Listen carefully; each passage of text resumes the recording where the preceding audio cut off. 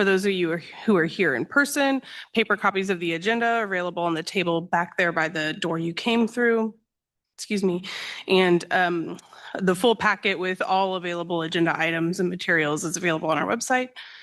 Reviewing the full agenda, first we'll consider our consent agenda, which we have a total of 6 items on this evening. After that, we'll have general public comment. We welcome general public comment for addressing issues that are not on today's agenda, but otherwise related to county business. Given our limited time and the need to have an orderly and efficient meeting, we do apply certain rules regarding public comments. We will do our best to enforce these rules consistently and without regard to the point of view expressed by the speaker. Each speaker will be limited to a total of 3 minutes of speaking time. However, we will accept public comment of any length in writing. Individual speakers may not donate unused time to other speakers. All comments must address topics within the jurisdiction of the County Commission. And we reserve the right to mute and remove any speaker whose comments are threatening, aggressively hostile, or belligerent. Campaigning for public office during the public comment period is not allowed. Please give your full name and residence for our meeting minutes if you're comfortable doing so. And please address your comments directly to the commission. We will hear from people in person first, then look to our Zoom meeting attendees. Please plan to use the raise your hand function if you wish to provide your public comment virtually. Please also know that comments received by the commission during our meetings do not necessarily represent the views of Douglas County government, but we value the input. We don't usually respond to general public comments on the spot, but if you leave your contact information with county staff, we will try and get specific questions answered. After general public comment concludes, we will move to our regular business agenda for tonight. There are 2 items on the business agenda this evening. For each action item, we will hear from staff and any community partners or applicants first, followed by questions from the commission, and then we will open the floor for public comment that is relevant to that item. Once public comment is concluded, we'll bring the item back to the commission for further discussion and a vote on any action items. Lastly, a recording of this meeting will be available on the county's YouTube page and website. And with that, we actually this evening have a couple of things before our consent agenda. We've got 2 proclamations to read. And our first one is for Community Action Month, and we'll let Commissioner Kelly kick that off. All right, it's my privilege to read a proclamation for Community Action Month, May 2026. Whereas Community Action has made essential contributions to individuals and families across this nation by creating economic opportunities and strengthening communities. And whereas Community Action is a robust state and local force connecting people to life-changing services and creating pathways to prosperity in 99% of all American counties. And whereas Community Action builds and promotes economic stability as an essential aspect of enabling and enhancing stronger communities and stable homes. And whereas Community Action promotes community-wide solutions to challenges throughout our cities, suburbs, and rural areas. And whereas the Community Action delivers innovative services and supports to create greater opportunities for family and children to succeed. And whereas Community Action insists on community participation and involvement, ensuring that all sectors of the community have a voice and will be heard. And whereas ECAN is celebrating 60 years in community action with innovation, impact, and providing proven results in our community. So now, therefore, it be resolved that the Board of Douglas County Commissioners do hereby proclaim May 2026 as Community Action Month in recognition of the hard work and dedication of all Douglas County community action agencies. Adopted May 27th, 2026. Thank you, Commissioner Kelly. Do we have any representatives here who would like to come provide some more information? Great, feel free to come forward, thank you. And whoever gets to the mic first, press the button so that the light turns green and then you're good to go. Good evening. Community Action was established, the Economic Opportunity Act of 1964, as part of a nationwide effort to combat poverty. Each May, Community Action Month is celebrated to recognize the impact and achievements of the Community Action Network, made up of more than 1,000 local agencies dedicated to helping low-income families achieve economic stability. ECAN is proud to celebrate 60 years of serving our communities as a community action agency and as part of the Community Action Network. Thank you. Thank you so much for being here. We do have a signed proclamation for you. It's missing one commissioner's signature who won't be here with us this evening, but there you go. Thank you so much for being here. And thank you for the work. Our second proclamation is for Mental Health Month, and Commissioner Anderson will read that for us, and then we'll hear from, looks like we've got some Bert Nash folks with us. We have our Mental Health Month proclamation, whereas the U.S. Surgeon General states that mental health is fundamental to health, personal well-being, family, and interpersonal relationships, and contributes to community and society. And whereas mental health illness affects 1 in 4 Americans every year, regardless of age, gender, race, ethnicity, religion, or economic status.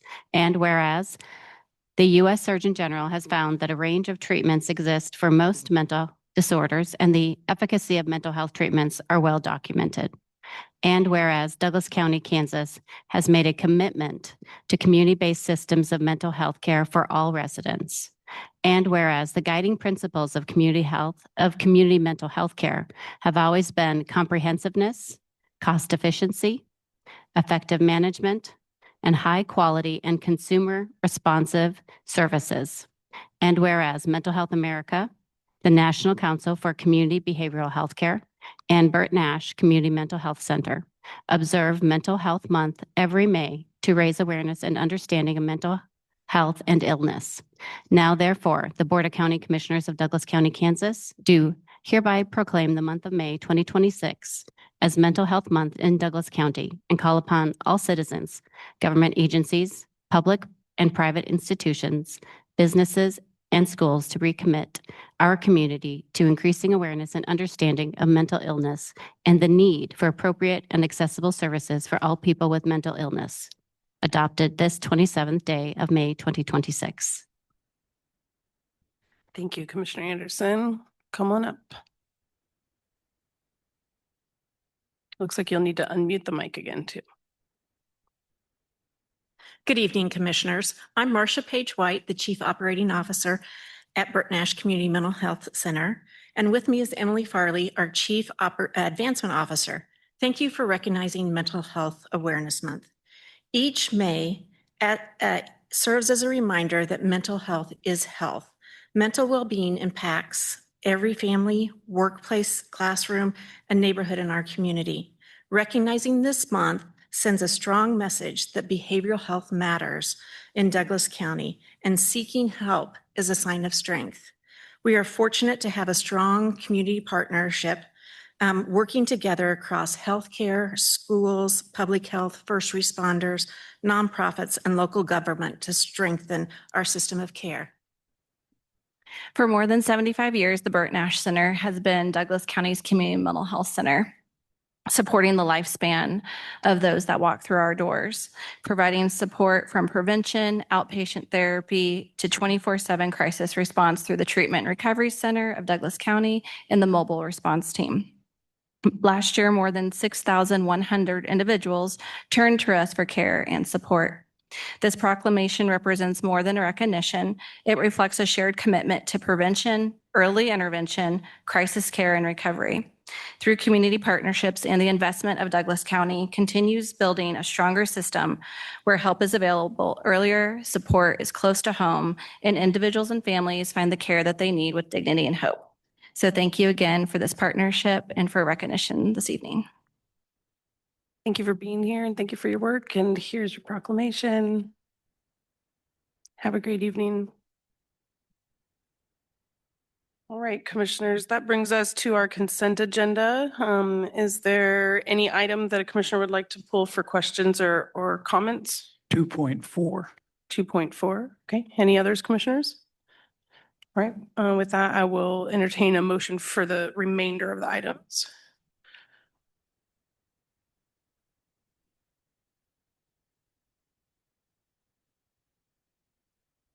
Motion to approve the consent agenda, items 1, 2, 3, 5, and 6. Second.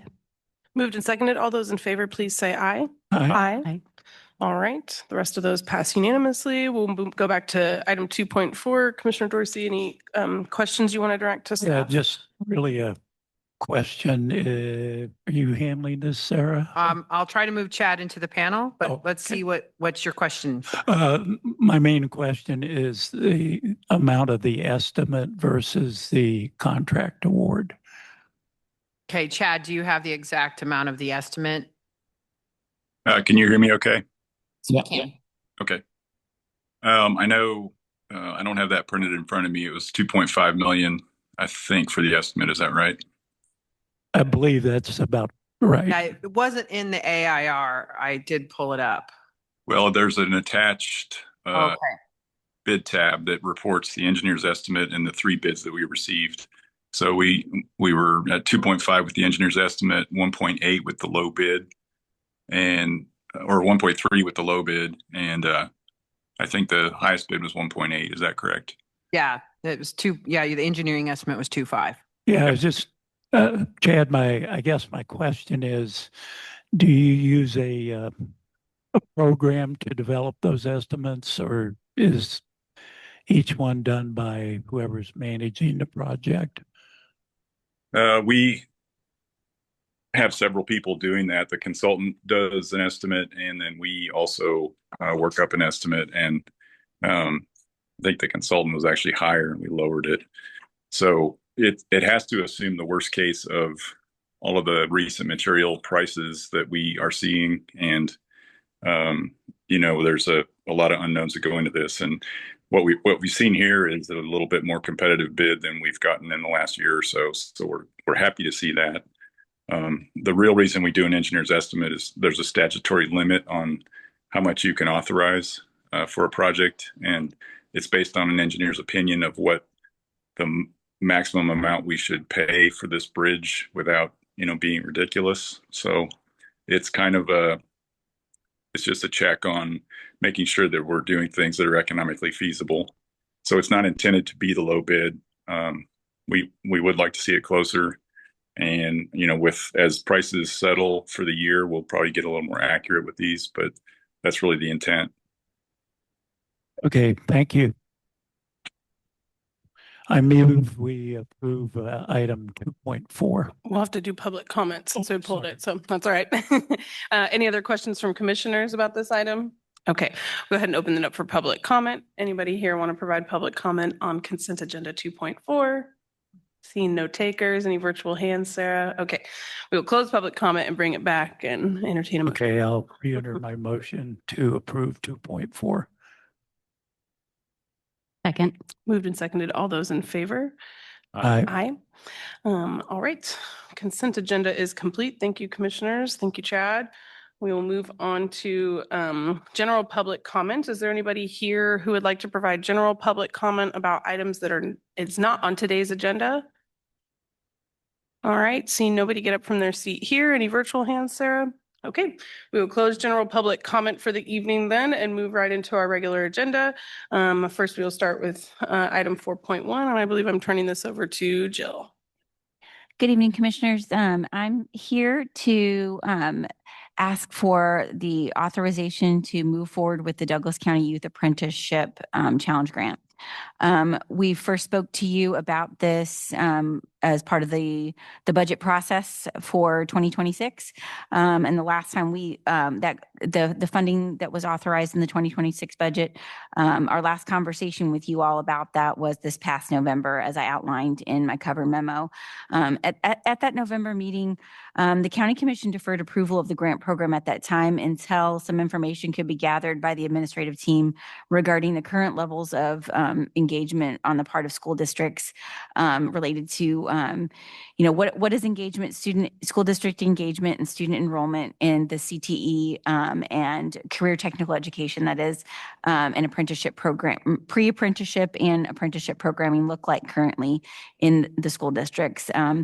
And county staff and along with Kevin Kelly, who's here from Peasley Tech, we engaged in a series of conversations with superintendents and their respective staffs that support this kind of programming at the school districts, and gathered some information that's included in the packet, just to give you all a sense of what are the school districts doing. And I know that there's more activity to come as it relates to that what we can look for in the future in terms of announcements of expanded programming that I anticipate with the Lawrence School District that I think will be coming in the future.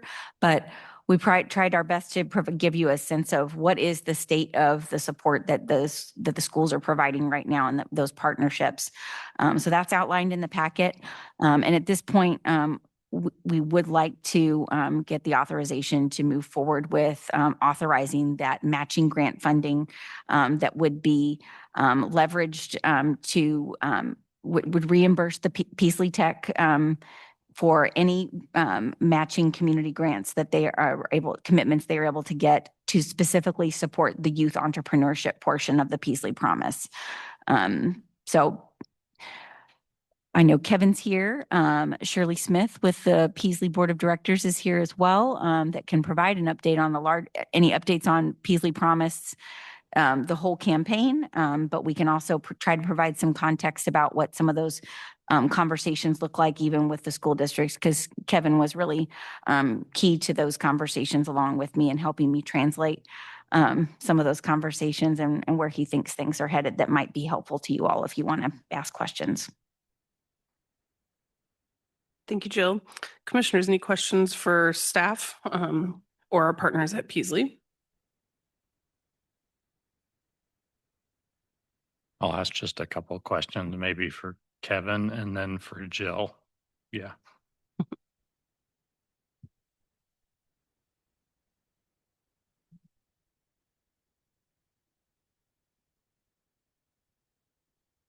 So Kevin, thanks for being here and for following up with some information and getting that. I think staff helped with that too. So thanks for that.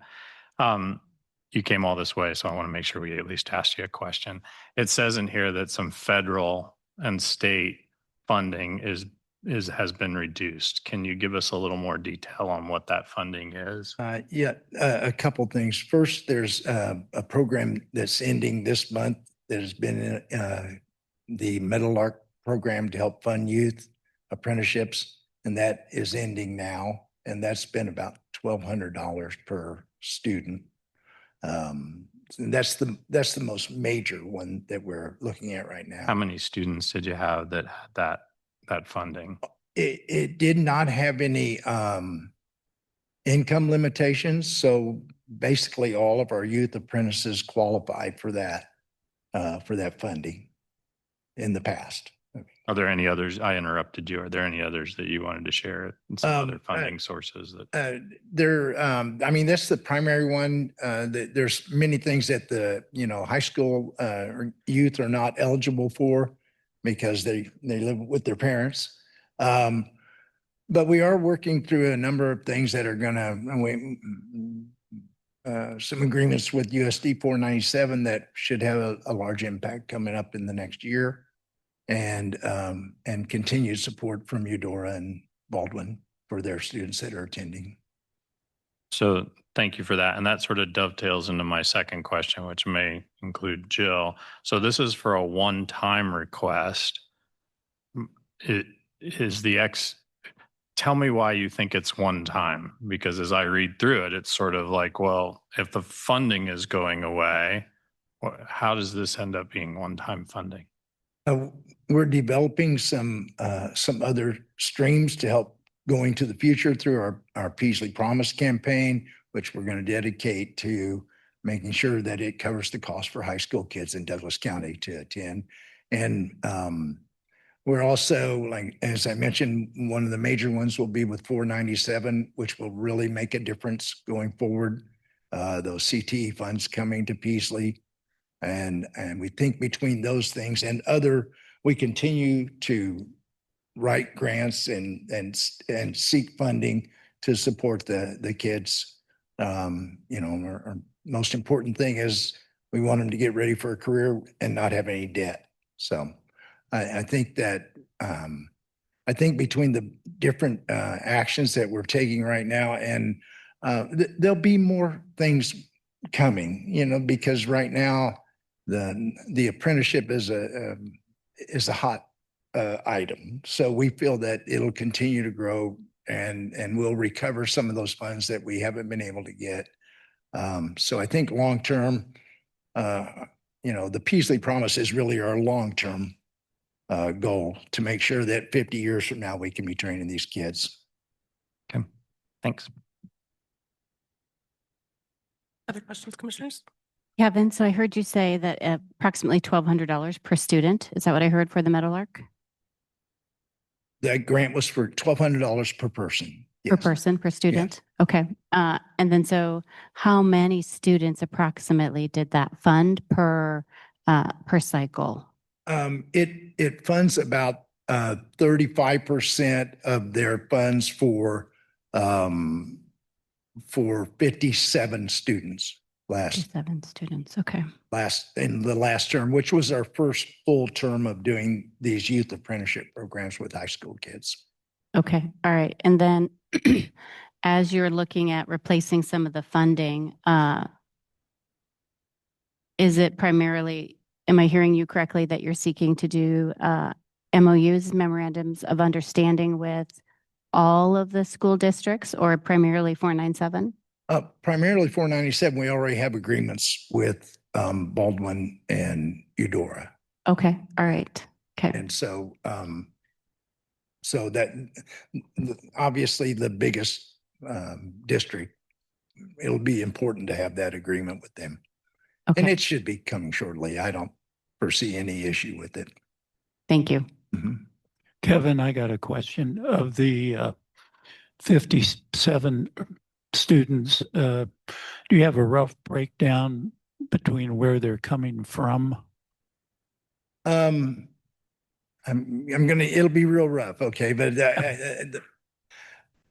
more than half of the students are from Baldwin and Eudora. We're seeing a kind of a switch in that coming in fall because we had 57 this term, but we have 78 for fall.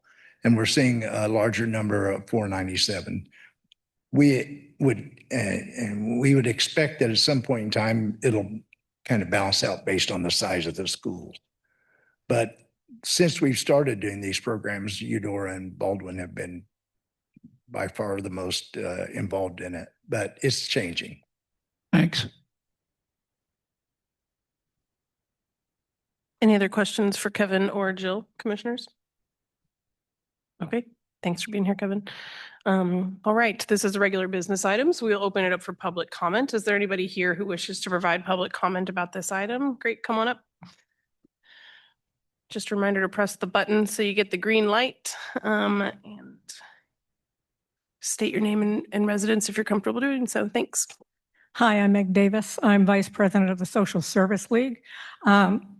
We're the oldest nonprofit in the county, and we do a lot with drug court and with the adult services. So we deal with community service workers a lot.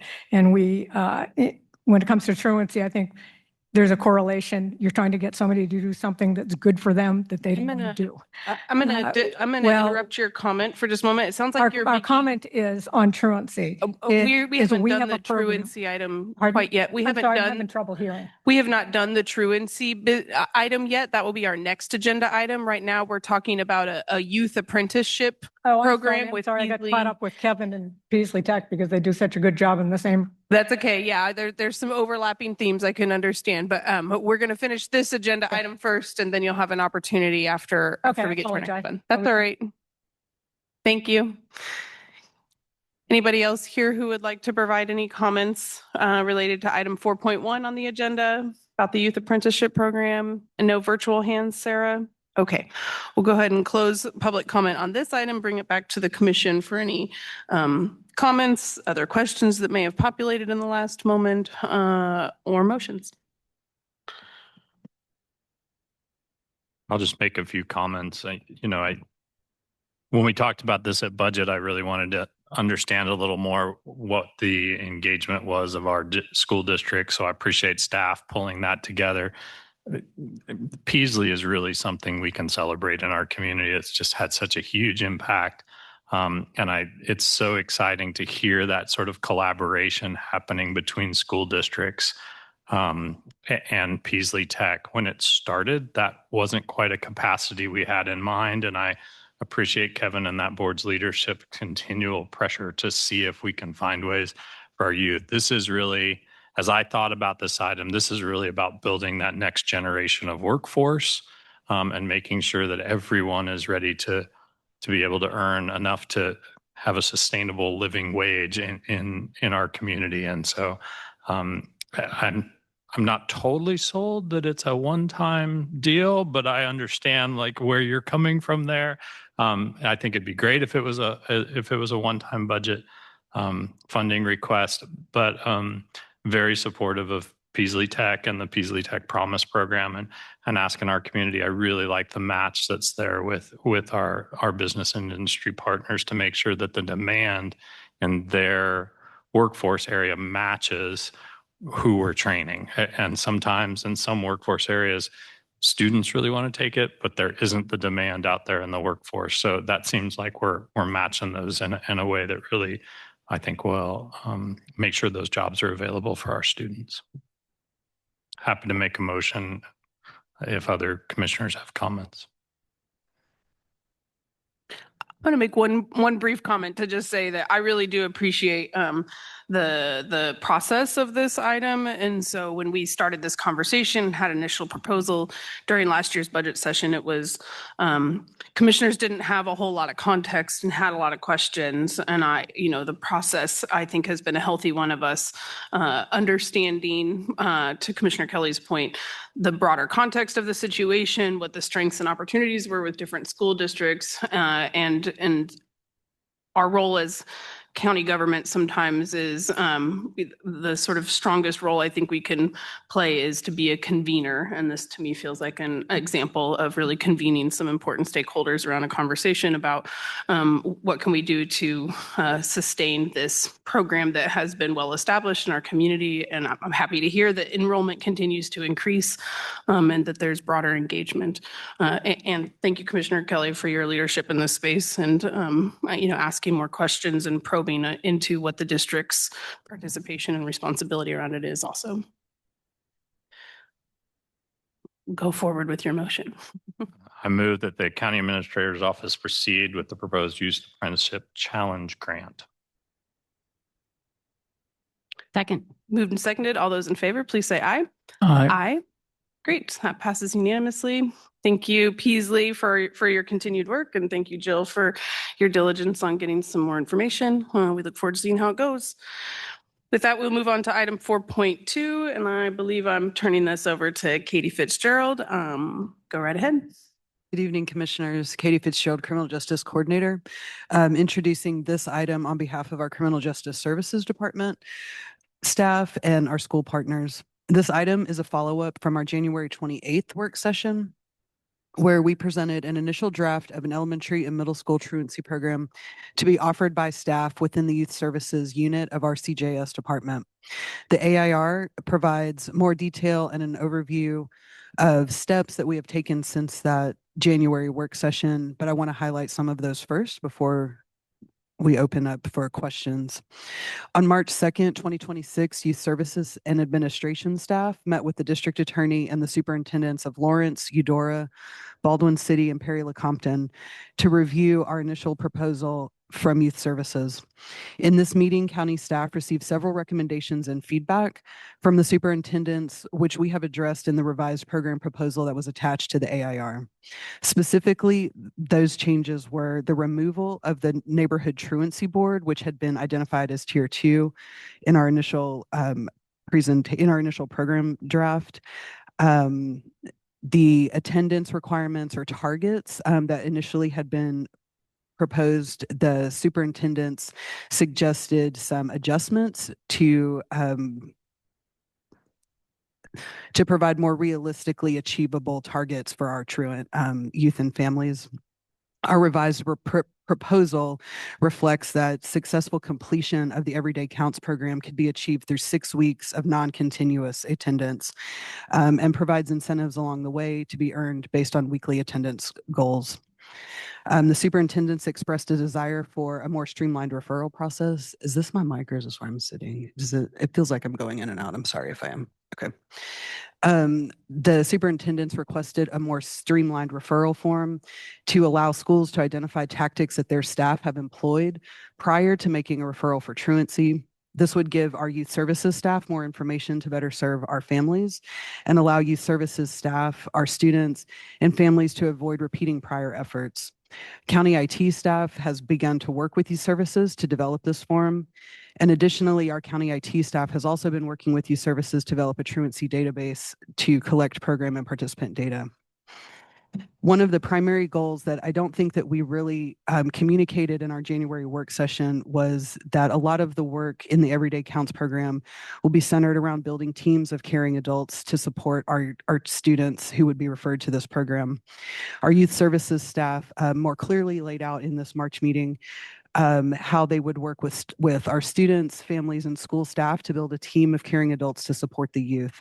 Youth services staff would work with these adults to provide rewards and incentives. And the goal of these caring adult teams or caring teams of adults would be designed to increase the engagement of the youth with school staff and the families.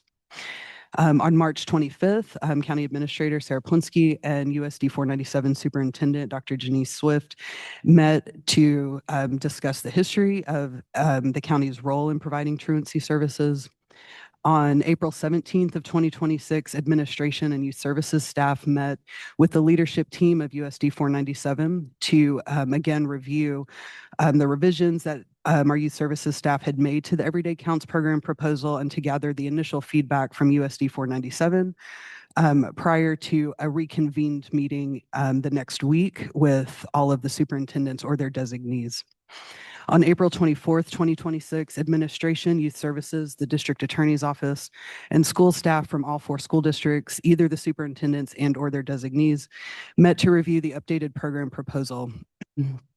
Feedback provided in this meeting to county staff had been positive and acknowledged that feedback that had been provided in earlier meetings had been incorporated and adjusted in the revised program proposal. In your AIR, you'll also see that in that April 24th meeting, there was lots of discussion about what the next steps would be so that we could identify next steps and propose timelines for those. So just to highlight those, there is an expectation that we would be reconvening that same group of stakeholders, which included building principals from most of the school districts, I think, and superintendents in mid-July as a follow-up to ideally this approval, to also review program materials and implementation plans to prepare for the upcoming school year. We identified beginning building meetings in late July through mid-August, where at the meetings with building staff with each district to review the program, to review the process of referrals, make introductions and connections between our staff and youth services, the district attorney's office, and the school staff. The format and configuration of these would be different depending on the needs of the districts and the buildings, but we would be targeting those mid-July through August, or late July through mid-August. We will also need to review and revise an MOU for this program, which we had targeted and discussed with the superintendents at bringing back in that mid-July meeting. Reviews have started and the editing of that has started.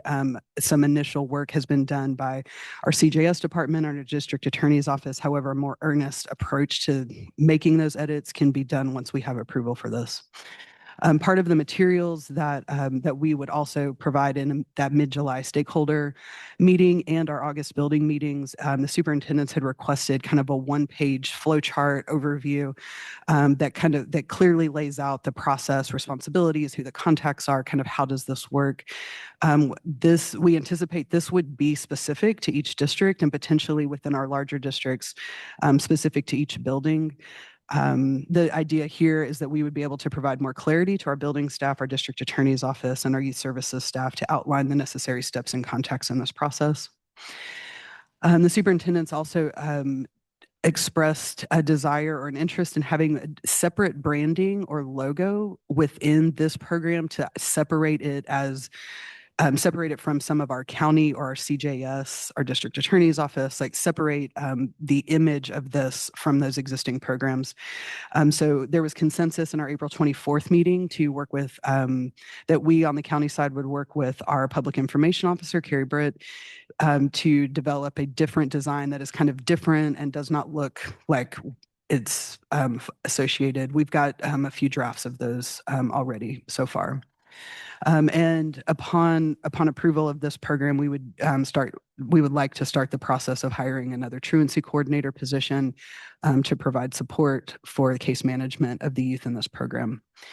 Again, you have more details in the attachments to your AIR and more information within the AIR here this evening that are available to stand for questions on this. You have administration staff, we have our youth services staff, and we have our district attorney, Loomis.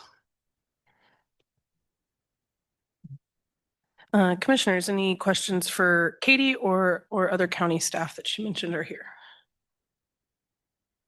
I have some questions for the DA.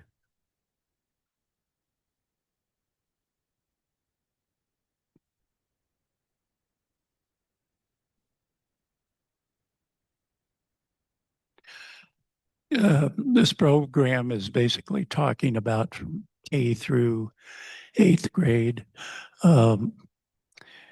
If a second or third grader is missing school, I would guess it's more likely a family issue than an individual student issue. Do you have any comments on that from your past experience?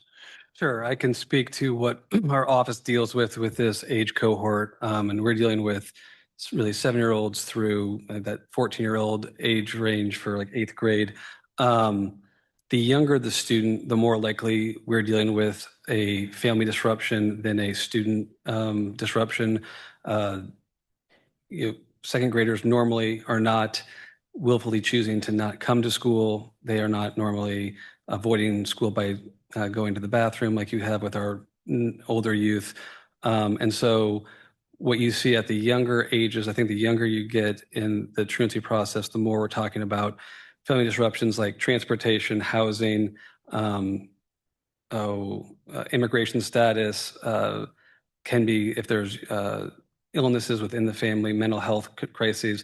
Those are sorts of things that you'll see that then lead to students not being in school at that age cohort, opposed to the older age groups where oftentimes that's student directed, where they're making choices to not attend school, opposed to the younger youth who are being not attending based upon family circumstances. I'm just wondering if there's a average age where it changes from a family issue to a student issue. I don't think there's an average age. And there's not a bright line. We are dealing with 4th graders who are having disruptive behavior and are having difficulty attending school on their own. And then you also have older students who are not attending due to family circumstances like lack of caregiving for younger youths in their home, younger siblings. So it's not due to their decisions potentially, but family situations. But I think what you can see is our office's focus throughout the entire age range is a lot of this is involving not just the student, but supports for the families as well, be it is there some need they have that's keeping them from getting their kids to school, or is there something that the family needs to help with their parenting of older students who may have be making decisions to not attend school.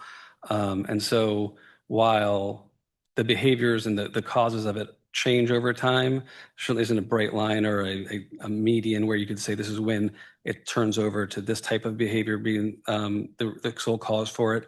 But again, I think a lot of what we focus on in our office is we're downstream. So the schools have already done their part to provide services to identify kids who maybe have been truant. They have issues with that. There's family crises going on. So identify potential needs there. You'll have currently CSC or O'Connell working with those students and their families if they are referred through the process as truant. We have community partners who are working with them They're oftentimes Douglas County funded community partners who are already working with those folks. So when we get those referrals through to our office, a lot of supports have already been provided to students and to families through multiple agencies and multiple really governing bodies between 497, Eudora, Baldwin City, Perry Lecompton, or through partners who are working with the county and funded by the county. And then oftentimes when we get involved through a truancy action and truancy filing, we then, through court orders, restart some of those exact same services or have the court mandate some of those exact same services that may have been provided earlier, but that the family did not take advantage of or the student did not take advantage of. Do you feel you're getting referrals from 497 on a timely basis? We have, and I think this is one of the things that I've talked about with county staff, with our the partners who are currently running all of the truancy programs. Any program that we put in place going forward, any partner that we're using going forward, the district attorney's main concern, my main concern is that we get early referrals that follow the law, that school districts, any of the 4 school districts we work with who are public schools and by law need to report truancies, that they are reporting those truancies in a timely fashion so that we can get interventions and get them into the programs as soon as possible if the supports that are available at the school district level aren't sufficient to keep them in school. And I think historically there has been a delay in getting those truancies to the DCF through the forms that were used previously. It's still the same form, but it's the process that was used previously. Now those are going directly to county staff.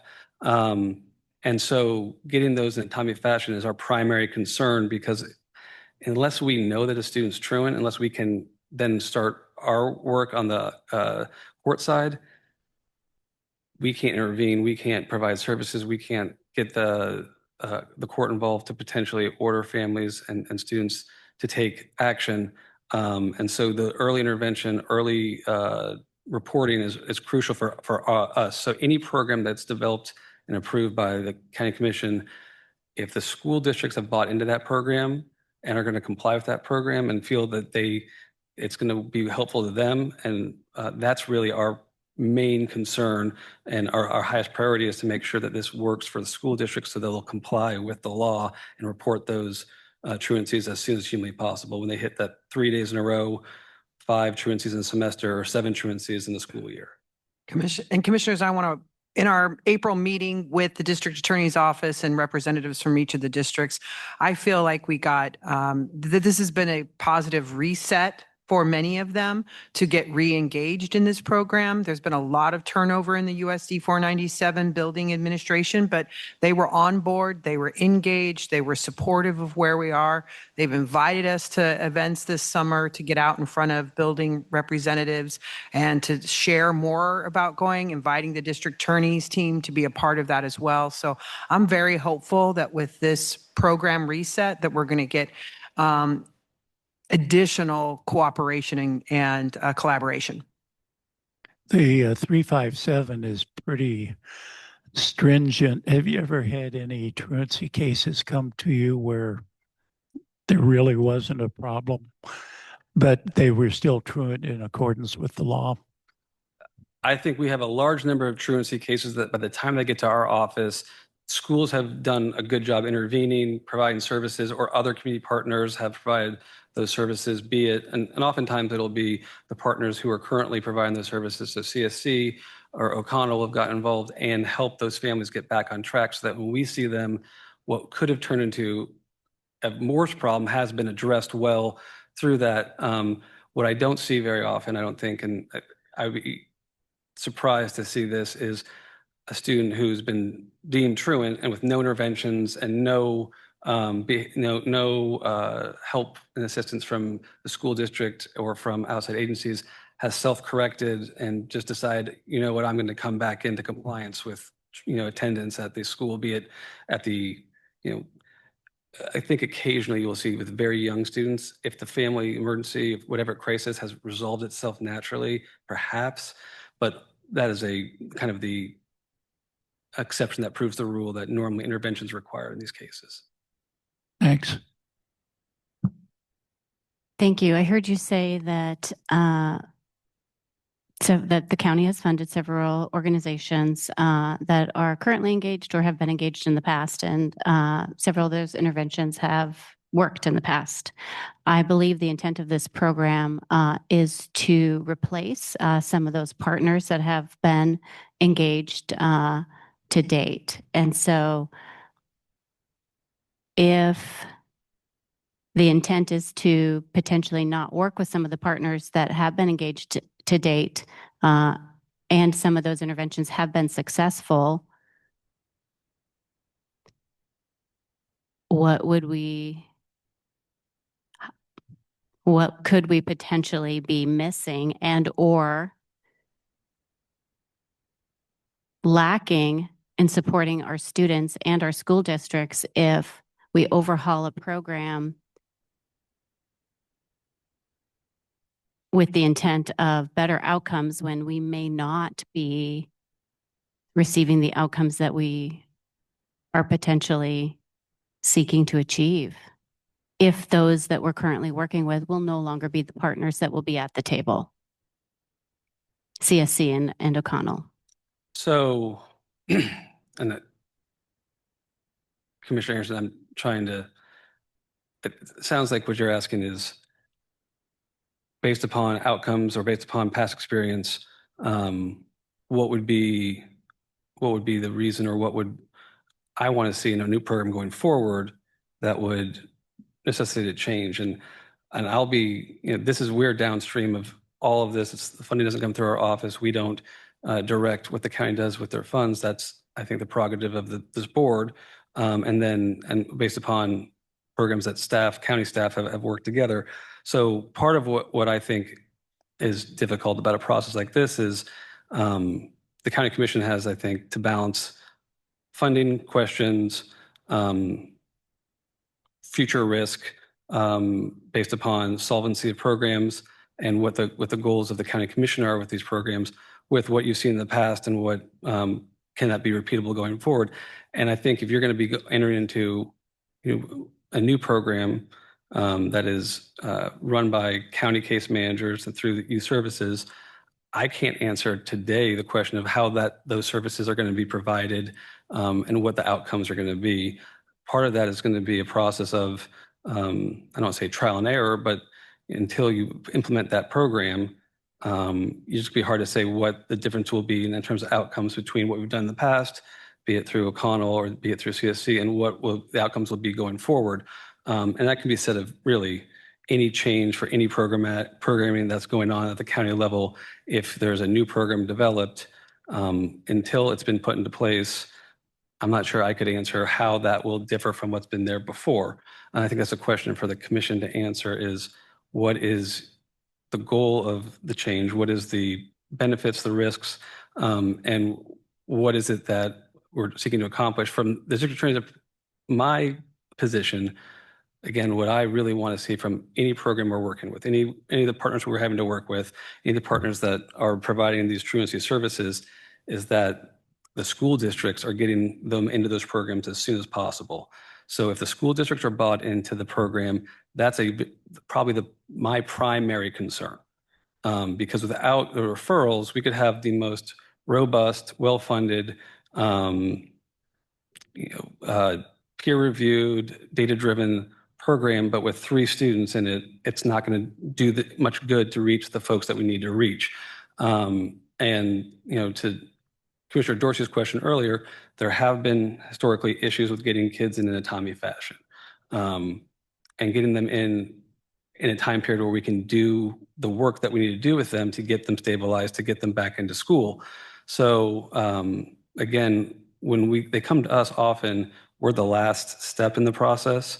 And so if the last step in the process is in September versus April, where kids could have been referred in September, that is a much bigger deal to us And I think that's the primary concern that we have is when our intervention is going to occur and when can we get involved. So we're following the law and providing those services we need to be able to provide. And so it sounds like if the primary gap is the referral form and getting the individual or the student referred to you in a more efficient and timely fashion and prior to April versus September, then at least to me, and correct me if I'm wrong, it sounds like that is a school gap, a school referral gap that should be solved at the school level with administration. And that doesn't require a whole lot of money, funding, a large amount of financial resources to fund that.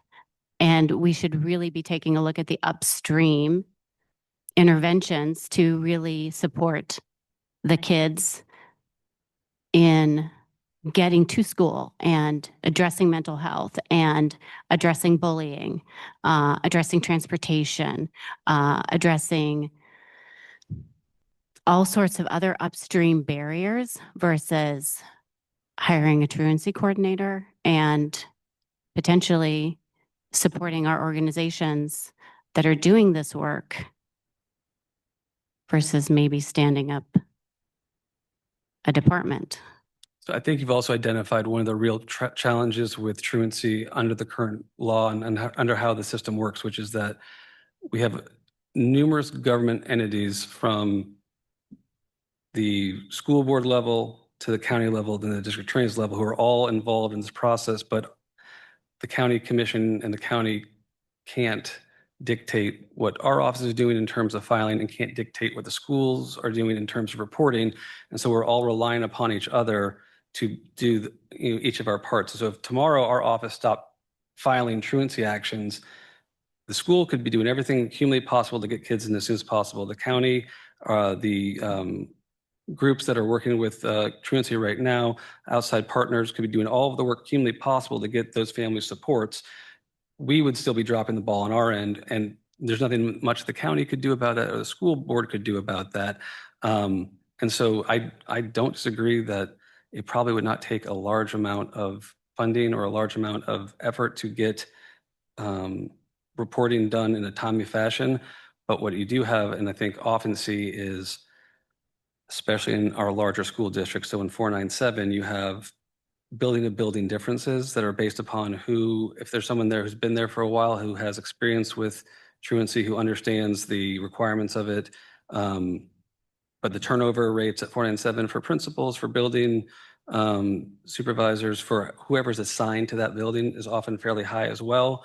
And so there's a learning curve. We're going through that right now where at the staffing at 497 is going to change over on June 30th in terms of who is oversees the entirety of the program. They're doing some restructuring.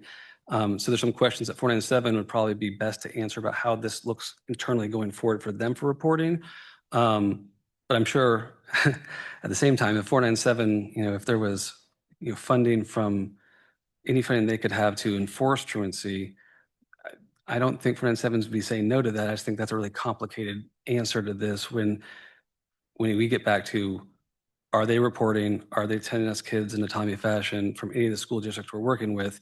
And then how do we get those interventions to families as soon as possible? I will say, regardless of who is doing the interventions, who the school districts are working with, all of the things that you had mentioned in terms of getting funding for those, be it transportation, housing, mental health, you name the potential issue that a family's dealing with, or just positive reinforcements for youth who, if they show up for school for 4 days in a row or 5 days in a row, at the end of that week get positive reinforcements in the form of rewards.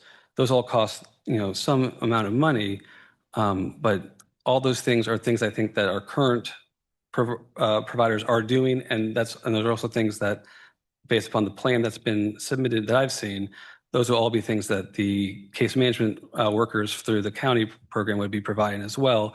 So I think all the things that you're concerned about, which are all the things that we're concerned about, the groups who are working now and the proposal that has been put before the board, all of that is, I think, really focused on getting those services to the kids and their families as soon as possible. The question just becomes, how do you administer that and who's administering it? And that's, I think, the question that the commission has to answer tonight. And I think it's important to weigh in that at a certain point, all of that coordination for referral comes to county staff right now. And regardless of what you choose, will continue to come through county staff. Currently, and this is not a new department, Youth Services has been engaged in truancy space since the beginning of the program. And our staff is doing that referral process now. It's really been about what is the type of intervention. But even the funding for those interventions come from the county now. So I think it's important to understand that those referrals, that enhanced referral process with the districts is going to come through county staff, regardless of what decision you all decide tonight. And I think that's kind of where I'm at, is that we're doing everything right now. We're partnering right now with community-based organizations who are supporting this work right now. And so why overhaul a program that is currently in place and stand up? So it's not a new program, but add additional staff and budget to the county when we could Actually, raise Commissioner, funding. this is a less expensive option, so it is not an additional amount.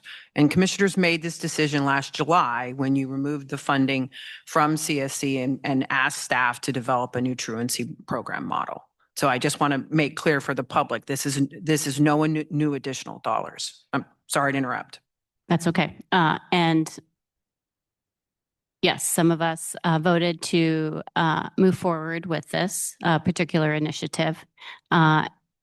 And as we look at the addition of potential new FTEs for the county budget, we also have the opportunity to potentially look at continuing with community-based organizations and looking at braiding funding from those organizations that can acquire grants and bring them into the county and the funding streams. Because I think it's also really important that we look at braided funding as we move towards the 2027 budget and how we ensure that maybe we're not tapping into looking at raising property taxes for our residents. And you're shaking your head that no, we would not be doing that. No, because the project in front of you is inside the existing budget that has already been levied for many, many years and actually reduces the amount of funding. So this program that is presented to you today is already, the funding is already levied and it's already there.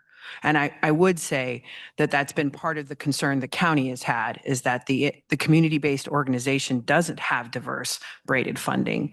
We are their only client. And so that's part of the concern I have, is that in the 3 years that we've been working on this program, we're the only client. And there's been a lot of, and there's not braided funding in that sense. And county can and does get grants routinely, particularly in this line of work. So I just want to put that out there for consideration. I have a question about why is the high school handled separately from the K through 8? Well, from what I understand, according to statute, like those kids are a lot more independent, and then so it's maybe not necessarily a family-based organization, but there's also different rules about when kids can sign. Someone else probably can. You probably. I'm sorry, Dakota. You Competitive can probably answer this CPS better. staff would be a good. I was going to say, I'm probably not the person to answer that, Or frankly. use PJS staff. Pam, Well, do you Pam wanna- is Sorry, president, I so think we we answer that. An Experts in the on this. room Yeah, thanks. who might Pam. be able to speak to the statutory differences and how that practically applies. Hello. To answer your question, the high school truancy program moved to O'Connell back when the truancy program was operated by the University of Kansas.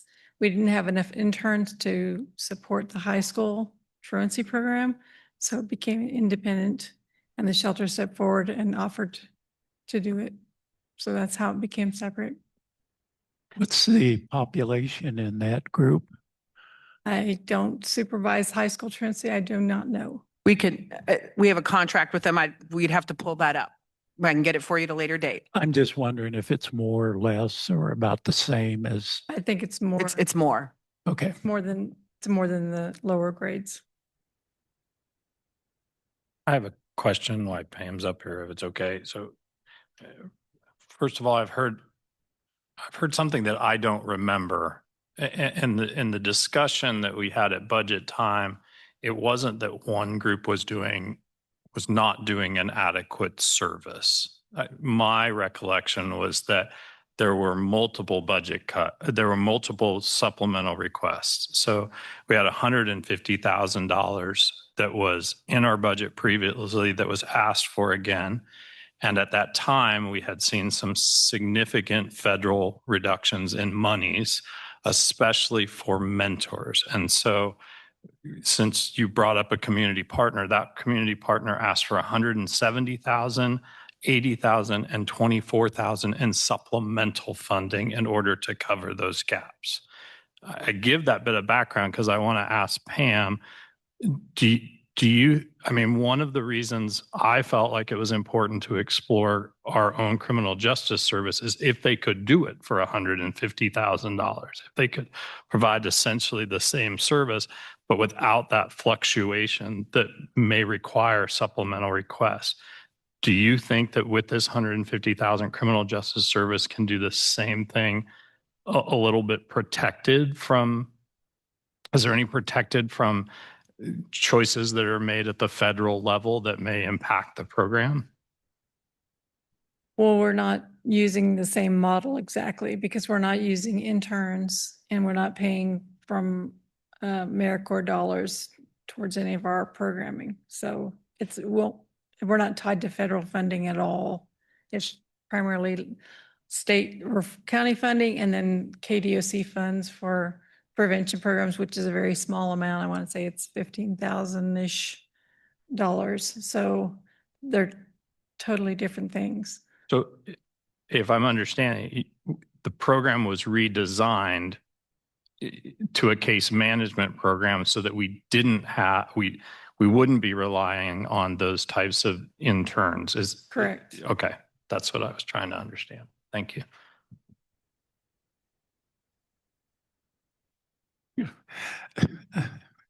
Let me throw this out. Okay. Thought occurred to me. We talked about first, second, third graders missing school. More than likely, it's a family issue of some kind. So we're recommending we're going to a case management to focus on the family. When you get into 6th, 7th, or 8th grade, it could be two things. It could be the student or it could be the family. Do we really need 3 programs? Well, I think we would have 3 programs. You would have a program for. But you would have case management for younger students, mentoring maybe for middle school students, and we're not presenting a mentoring middle school model. I know, I'm just asking the question. Wait. Well, if we had 3 models, you're talking about a lot more money. I mean. Right. And that's not what's in front of you. Okay. I just worked on what I was asked to do. So. Commissioners, other questions for Pam or youth services staff that we have here? Thanks. Okay. Well, this is a regular business agenda item. So if there are no other questions from commissioners at this time, we'll go ahead and open it up for public comment. Anybody who wishes to provide public comment on this item, you can please come kick us off. Thanks for sticking it out. And looks like the microphone is already on for you. So you're ready to start. Second time's a charm. Meg Davis, Social Service League, a vice president.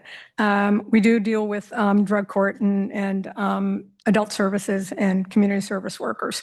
We are also very interested in helping the youth population. It's in a difficult situation right now. When we started thinking about helping the youth, we looked at the National Institute of Health and the JAMA sites, and we found that pre-COVID, these kids 4 out of 10 were on anti-anxiety and antidepressant meds. Right now, that number is much higher. It's more like 7 out of 10, 8 out of 10. The kids are depressed. Very difficult to get somebody who's depressed to do anything, go to school, come out of their bedrooms. The parents are telling us, they get home from school and they're in their bedroom and I cannot wedge them out, or I can't get them out of bed. I try and try. So what we did is we went back to the National Institute of Health. They have studies that prove that exercise can have a profoundly positive effect on depression and anxiety in teenagers and in preteens, probably in all kids. So we teamed up with Premier Martial Arts, who specializes 27 years. They've been in Lawrence working with kids and adults. And we've said, okay, we will pay for 6 months, 2 times a week for any kid. We initially said between 14 and 18. We've dropped it down, said we'll even pick up the younger kids, maybe 10 and up, because again, the older kids it's very difficult to get them out of their room, even for a free $800 program. But what we would like to suggest is it possible to have a pilot study of some sort where the truant kids, are required to be in some sort of an exercise program. It could be in the summer or it could be during school. Maybe they got credit if it's during school. They could do our Empower You program. We would certainly pay for all of that. They could do another program and our board would be open to paying for it, whether it be swimming or boxing or something. Because if we could emulate the results, the National Institute of Health and many other studies, there's dozens of studies out there that are saying, if you can get these kids out away from their cell phones, get them exercising, get them in a social environment where they actually have to face speak to people, that you will have a trickle-down effect. And you will probably see less truancy, less trouble with the parents, and more cooperation with the teachers and the schools. So kind of looking at it from a different perspective, and we would like to participate in helping to fund that. And it would make it a lot easier if it were required.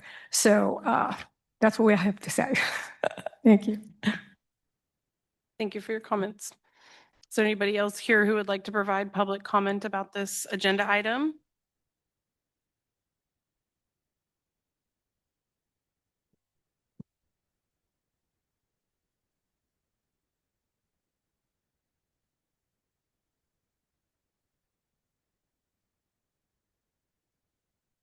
Hi, Commissioners. Dr. Kelsey Dockman, Executive Director of Center for Supportive Communities.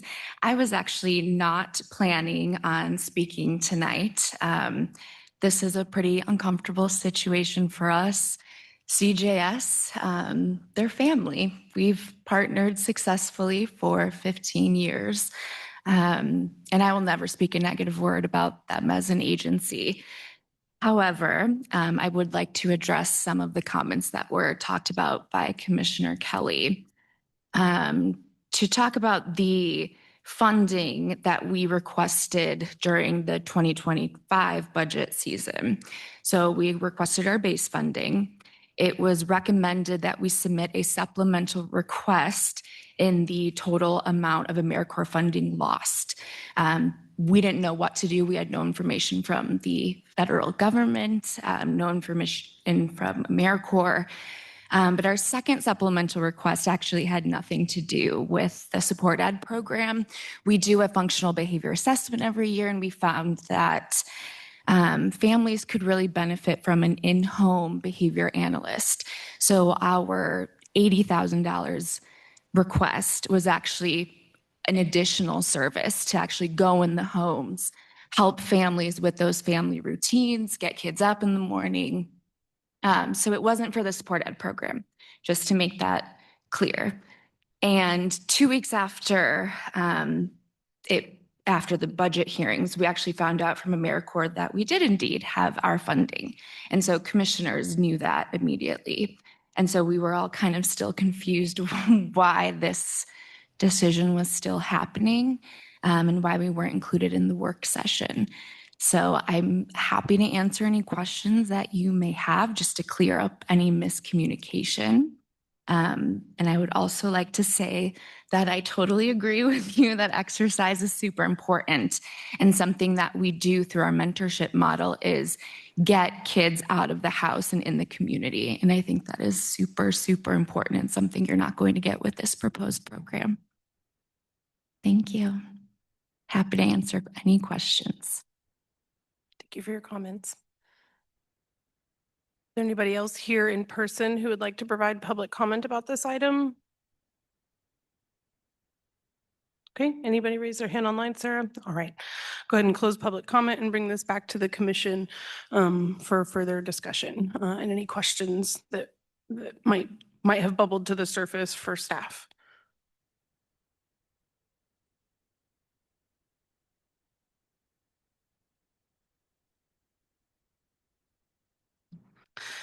Well, I'll just share some comments. I don't have questions about this program at this program proposal at this stage, because for me, I understand how we got here, and that which I think that our agenda item lays out the timeline pretty well about commission discussion around this issue and the direction that was given to staff to determine first if, and then if yes, how could it be possible to bring these services fully in-house, and determine, that question was really raised for, I think, from my perspective, due to the fact that over a cumulative amount of years, understanding outcomes and processes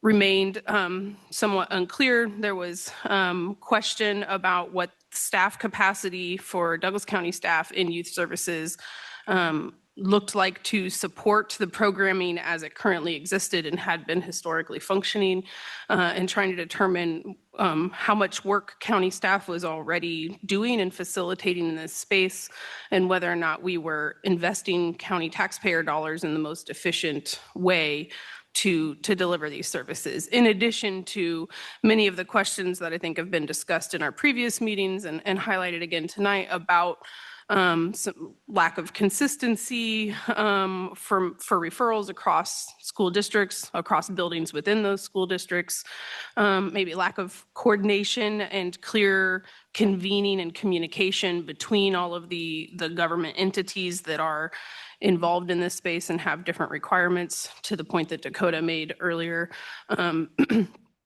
And so for me, this past almost year now has been a space of staff doing exactly what the commission directed them to do, which was to determine if, and if so, how could it be possible to fully integrate truancy programming into Douglas County services, and make it more affordable, and also make it more streamlined in a way that I am hopeful, and to the point that I heard DA Loomis make earlier, until we have new services occurring and in progress, to understand the outcomes is impossible to predict entirely. However, I have confidence that our staff have done diligence in their research and determining and communication with all the stakeholders to determine that this is a strong starting place and an opportunity to reset and to try and make sure that these referral processes are as predictable and timely and consistent as possible, and that we will be able to have a better grasp on how that looks across all the school districts, and that there are regular convenings of the partners that haven't been occurring before, that I think that this program proposal also solves for. So I'm very supportive of moving forward with this as is. I think that whenever there is change, it's hard for a number of reasons. And one of those reasons is the lack of certainty about how it will go, what it will change, whether that change will be positive or negative or neutral, perhaps, and that's part of the learning process. But I think that there's been a good foundation of understanding what is possible, what is helpful to the school districts, and what is helpful to the district attorney's office, in terms of being able to uphold their responsibilities and work together in a way that really is focused on early and then consistent intervention programming. And I think that there's, in my mind, there's still space for opportunities for school districts to be partnering with other community partners and for there to still be collaborative possibilities in the future. But in terms of the county reassessing how it spends and invests dollars in truancy program, that's something that this commission's been talking about for a few years now, ever since KU decided to do what they did and disinvest completely. It's been a process of figuring out what to do and what the county's role in that. And this is the next iteration of that. And so from my perspective, staff have done diligent work to bring to us what the majority of the commission asked for. And I'm very supportive of moving forward as is. And I'm hopeful that we have a better grasp in a year, 2 years time about how it's going and what other outcomes we might actually be able to measure. My biggest problem is the timing and the fact that we're being asked to add another employee just 2 months before budget hearings. And I don't think we're going to hire somebody now and then terminate them in January if the budget monies for that continued position aren't approved. So I would like to defer this until at least budget time, till we see how the budget's going to come in. I would say, Commissioner, that could happen with any county program or service throughout budget. So I don't know that this is any different from that. If a commissioners decide through budget that they want to change or eliminate a program, then that's what we're working and focusing on in January. What would be the possibility of hiring contract employees to fill this until we know how it's going to work? Well, IRS doesn't like it when I hire contract employees to work solely at the discretion of the county. But, we have made conditions of improvement. I mean, everyone here who's hired is at will based off of funding. So if in the future the commissioners decide to change this program, we've done that before. We've repurposed people. We've had vacancies. We've moved people over. We've done that. So I think if the program doesn't advance the way the commissioners are satisfied, like every other program we have, we can make those adjustments. Why doesn't this program include high school? Because we have a different community partner for high school, and the situation that came at us last year related to elementary truancy focused us in on this. It's not been a focus of our program to talk about changes to the high school program at this time. My understanding, or my recollection, I guess, was that money was moved into the contingency category because of concern about CSC losing their funding and the fact that they couldn't make it without both funds. Yes, and then when we came back in the fall and came back to the commissioners and said to move forward with a different model, you didn't tell me no. So we've kept moving down this track, and that was outlined in the timeline in the AIR, was that because of the recommendations that came out of the budget process, we were going to explore a different model. My recollection of the budget was that we had one partner that was asking for a significantly larger increase in their budget in order to keep doing the work. The high school program was not asking for money to continue doing the work. And so it was at that point we said, well, criminal justice services, can you do this to stay within what we have historically? And when we say historically, there was a time when we didn't spend anything on it. I mean, it was done by the university. That became a new budget request. But could we stay within it? I mean, I have the budget requests here, and what it asked for was $170,000 to stabilize operations, considering the loss of $171,462 in AmeriCorps funding. While I've heard a partner say that another budget request had nothing to do with support ed. It says in their budget request, this investment is vital to the continued success and growth of our support ed program. So when I read that in their budget request, I think in order for you to keep this program where it's at, you're going to need 170,000 and 80,000. And then the third budget request was to support equitable salary adjustments of $24,000. So in order to do the program, to create it as being vital, we were going to need a 282% increase in their budget allocation. That's what they asked for.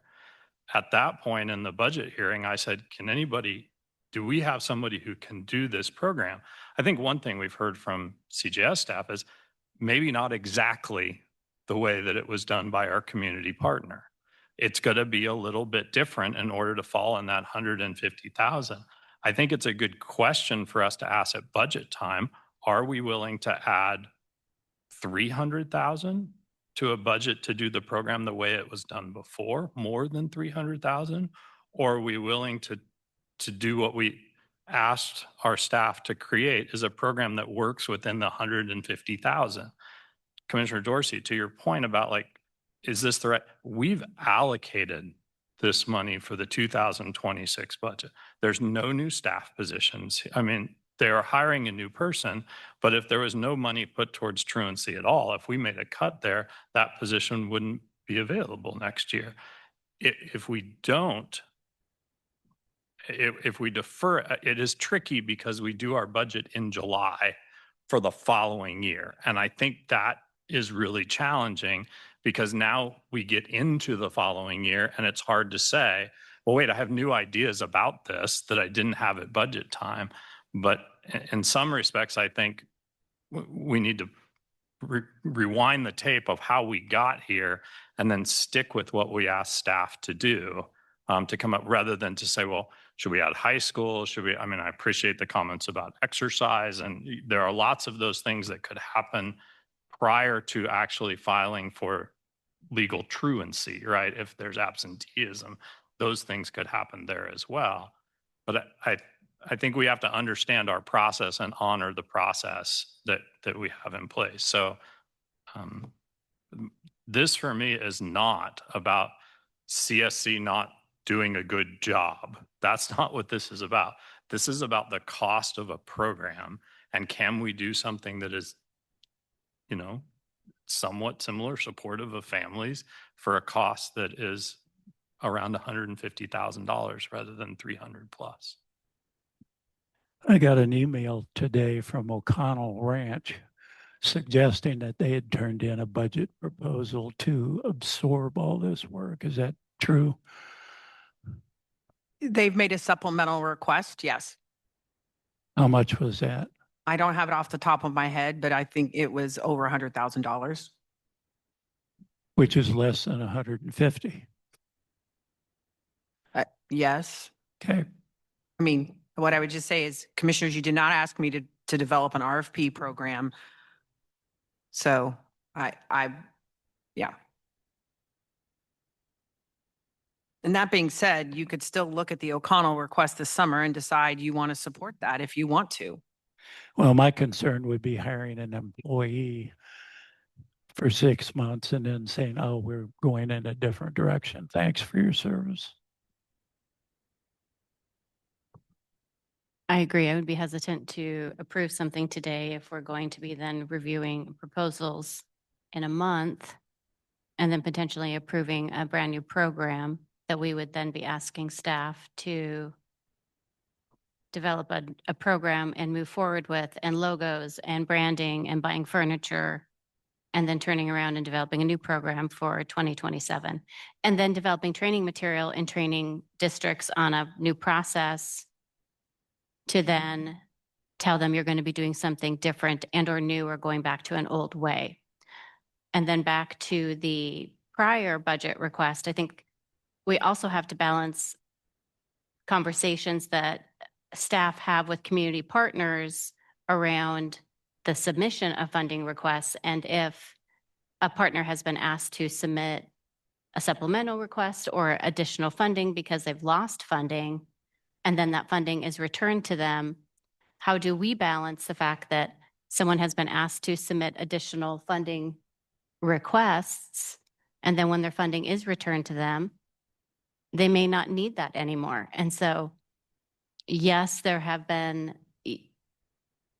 was an additional request for more dollars, but they may not have asked for those dollars if they had not been guided by staff to ask for more dollars. So I think that is a Commissioner, very, I feel like words have been put in my mouth. I never ask a community partner to ask you for more money. And I feel kind of like that's a personal sort of thing. I never request community partners to ask you for funding above their additional amount. so, and I think that's also where we're getting into sticky or tricky situations, because we've heard so many different versions of how different budget conversations have played out within last year's budget discussions. So I've heard from superintendents that have said that community-based partners have been asked to increase their budget allocation, and that has been affirmed. And so I think it just gets really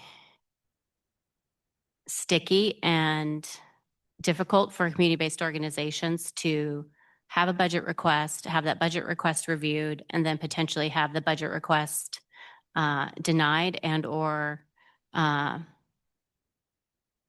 looked at differently when their request is also braided and or reviewed in such a manner that does not necessarily match the original request that was submitted.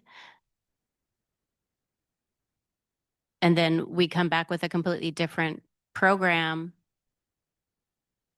and want to go in a different direction at the end of that particular budget cycle.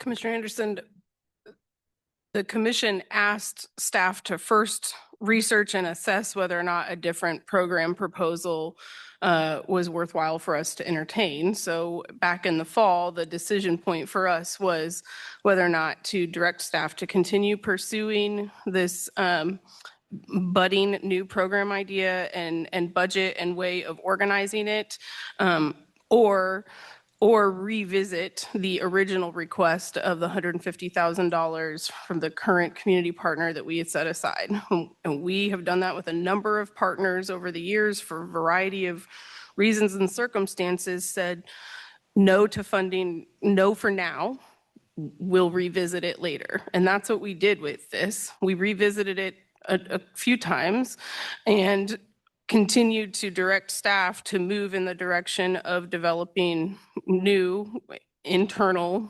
programming around this issue and to continue convening conversations with stakeholders that were engaged to different degrees, some of which weren't engaged at all. And so to me, that's a meaningful part of this process, and a big success to celebrate is the fact that all superintendents and all school districts are having the same conversation now, and that there's buy-in from all of those districts as I've understood the process and the evolving conversations, and that engagement and buy-in didn't necessarily exist before. So, when I heard you say or make reference to hearing things from superintendents about community partner budget requests, but frankly, Commissioner Anderson, superintendents wouldn't be privy to community partner budget requests with the county process. They aren't a part of those conversations directly.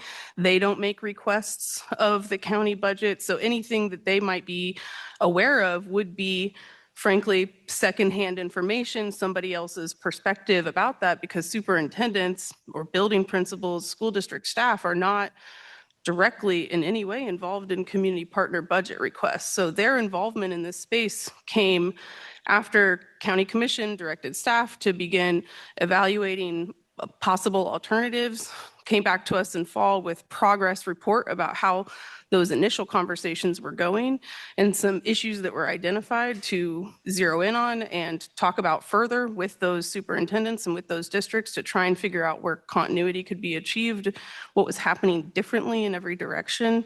And what I'm understanding now from staff and from the correspondence that that we have, been privy to about the school districts with our county administration and the district attorney's office is that there's a shared language and a shared understanding of what the proposal is currently and what the opportunities are moving forward for that to be successful and for it to be utilized consistently. And I don't want to lose sight of that, because to me that was a big gap for me in the conversation back in budget. And so it was not just about dollars for me personally. That's a significant part of it. How do we make these tax dollars stretch and invest in the most practical and efficient ways that we can understand clearly what those processes are and then what the outcomes are, what our hopeful outcomes are and how we're measuring those. So it was a money conversation, but it was also there was a whole lot of lack of clarity I felt amongst multiple entities about what it was that Douglas County was doing to intervene on truancy effectively, because we didn't have a good understanding of what the outcomes were between different school districts, let alone between the buildings in those school districts. And I think that this conversation has zoomed us out a little further and been able to really reconvene and do some resetting to understand what all of those variables were and the differences and see where we can make some progress. I'm hopeful about that. And I think that a big key of that is that we didn't have school district engagement to the degree that I understand we do now. And I remember, oh, sorry, Jean. Okay. Pam, I got a question for you. Well, while you're coming up, Pam, I remember one of the asks that I also had was around ensuring that work group got stood back up. And if I remember correctly, the work group consisted of the school districts, but it also consisted of the partners that were meeting on a regular basis prior to it dismantling. And that consisted of, I believe, O'Connell, Support Ed, Criminal Justice, I believe, and other entities maybe within the county, and possibly Community Health Improvement Plan partners, Dee and Bob as well. And so convening everybody that was working with the students and our school districts and teachers provides an opportunity to hear everyone that's touching parents and students and the criminal justice system to ensure that no one's working in a silo and we can hear from everyone. Ideally, also then understanding who's being funded by what entities, and if there's opportunities to braid any particular funding and or tap into any other particular interventions that others are using, or hear from other particular partners. You're all in the room together, you're all working together, and ideally you're not also playing telephone. So I think that was one of my big asks, was to ensure that particular work group got stood up. And I just think that was maybe one of the gaps that I still currently see.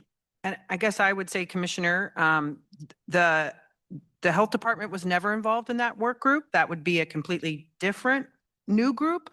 The existing group that was formed several years ago, I believe that we are starting that back up. That was part of this April meeting with those districts and the district attorney's office and criminal justice services. I think once we know that there is support for this program, we can bring in additional partners if needed. It has felt very helpful to focus on elementary, different from high school. So I would say that I'm not, I would trust the professionals in this space that it might be helpful to have kind of two committees and with slightly different personnel based off of the age of the student. But that is our intent, is to have this group meet on a regular basis and continue to check in on the quality of the program, how things are going. That was very much a part of the conversation in April. Pam, what's your plan for filling this new staff person? Will you reassign somebody, promote from within, or would you try and hire somebody who's not currently with the county?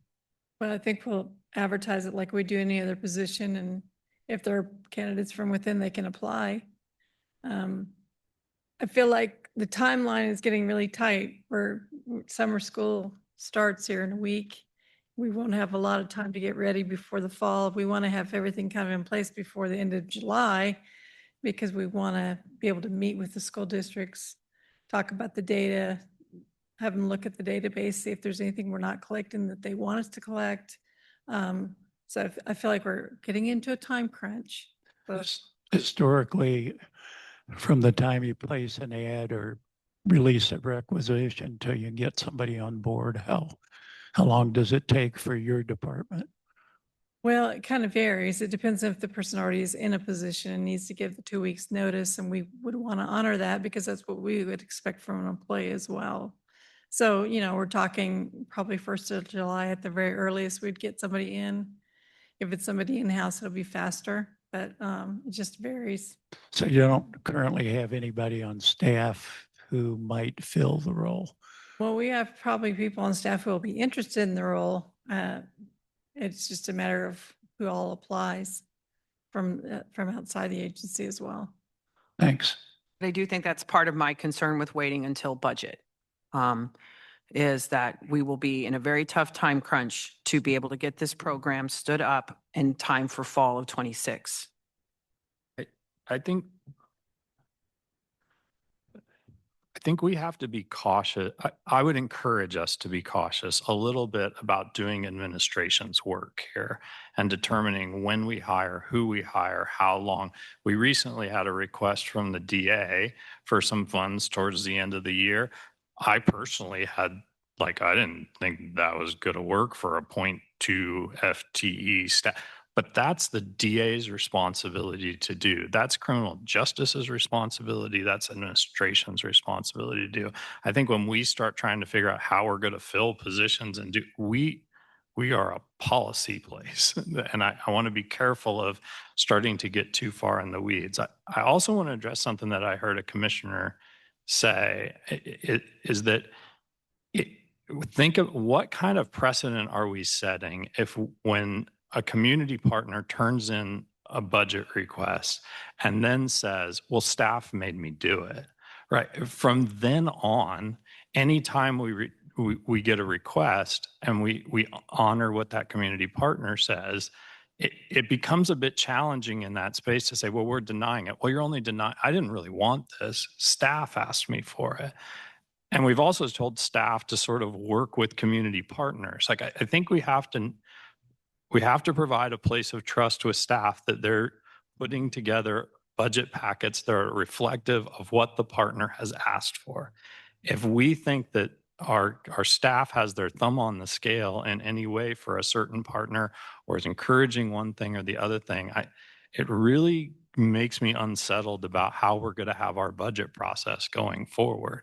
We need to have faith in our staff that they are going through an appropriate budget process, and any advice they're giving to partners is not to get them in trouble or to get them not funded. It is merely to say, if you have these expenses and you think the county should fund them, you need to submit that request. And so I understand, I feel the tension that we're having here about a partner not being funded in the future. But I want to make sure that we're not, in order to try to make that happen, we're not disrupting future budget processes that we have, how we do our budget cycle in July, and then we actually start funding, and how we're sort of telling staff when they should and shouldn't hire and making our decisions on when it's good to hire and when it's not good to hire. We're only here today asking Pam to do this because we couldn't make a decision in July. We easily could have said in July, here's 150,000, go figure it out. But we said we wanted to be involved in that process. And in order to be involved in that process, we're delaying it till now.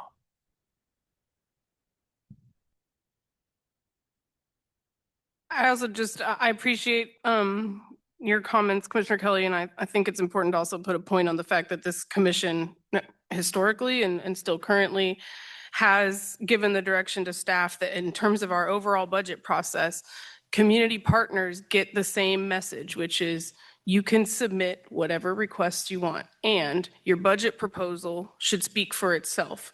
So that when we get to the hearings, that commissioners are asking questions about what's included in the proposal, and that it's not, that we've narrowed the focus in that way, and that every proposal that every community partner has an idea about and wants to submit and wants to make a public document and part of our public process gets in, because that's the direction we've given to staff. We haven't asked staff to screen out supplemental requests. And so in that way, it's sort of open season, if you will. And this will be my 6th budget cycle. And while I haven't gone back to actually look year over year, anecdotally, it's quite clear to me that year over year, we get more and more supplemental requests from partners, more and more options for this commission to have to sift through and consider and evaluate the worthwhileness of the investment. And I think, there's some folks' perspective might be that makes our job much harder. There is no screening out. There's no filtering out, because any request that any community partner wants to add, current partner or new partner, as we've seen more and more additional new partners ask for money, it gets in and it gets evaluated by the commission to make those decisions. And so I do think that that's an important part of our process, that it comes with its challenges, but I also think that it's a very healthy part of our process, and that there's consistency in partners being told that if they're wondering out loud about or expressing concerns about certain funding gaps or additional programming they would like to do, but they're unsure where else to find the funding and they think the county might be a good fit, that staff is telling them they get to make the ask. And it's up to us to determine whether or not we think that ask is worth saying yes or no or maybe to. Commissioners, we've had a lot of discussion. I just want to check in and see if there are additional questions. I know Pam, you're up here. We have other youth services staff, our administration staff. Are there other questions for staff at this point? I might have a question for Kate.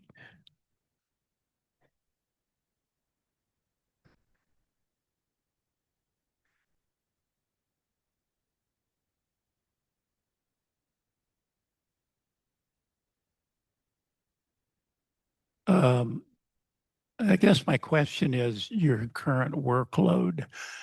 Do all referrals flow through you currently for both elementary and high school, or are you just involved in the K through 8? Kate, make sure you press the button on there so you get the green light.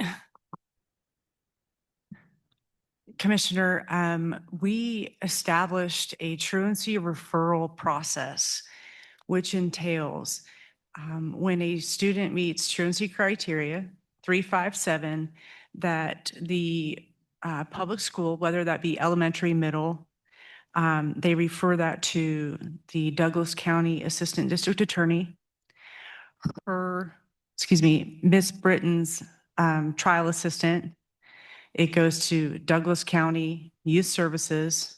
It goes to the Center for Supportive Communities. So everybody is getting this referral.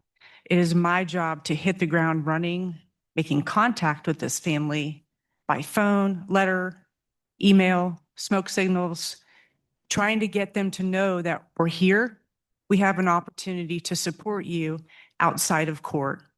So when I make reasonable efforts to do that, and we can get them signed up, and we have a mentor, that's my workload, getting them connected with a mentor, getting them signed, getting them connected with community resources, gas, signing them up for summer programming.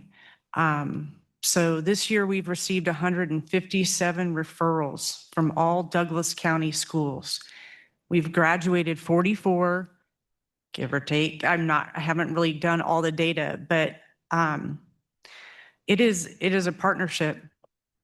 So I see everything that comes through and so does everyone else. So I guess my concern is one more staff member going to be enough?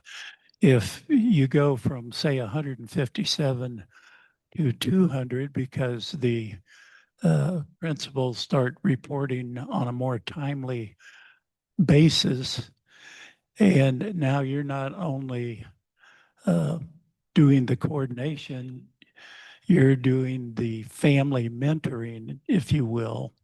I'm not confident that one more person plus you is enough to do the job.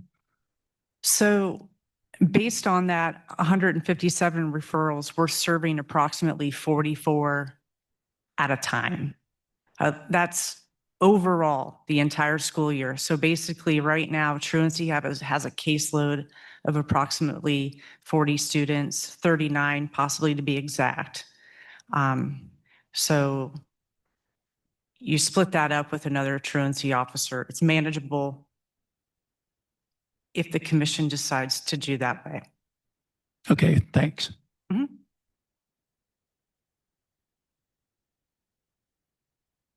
Commissioners, I'm ready to make a motion in case, unless anyone has further questions or comments. Okay.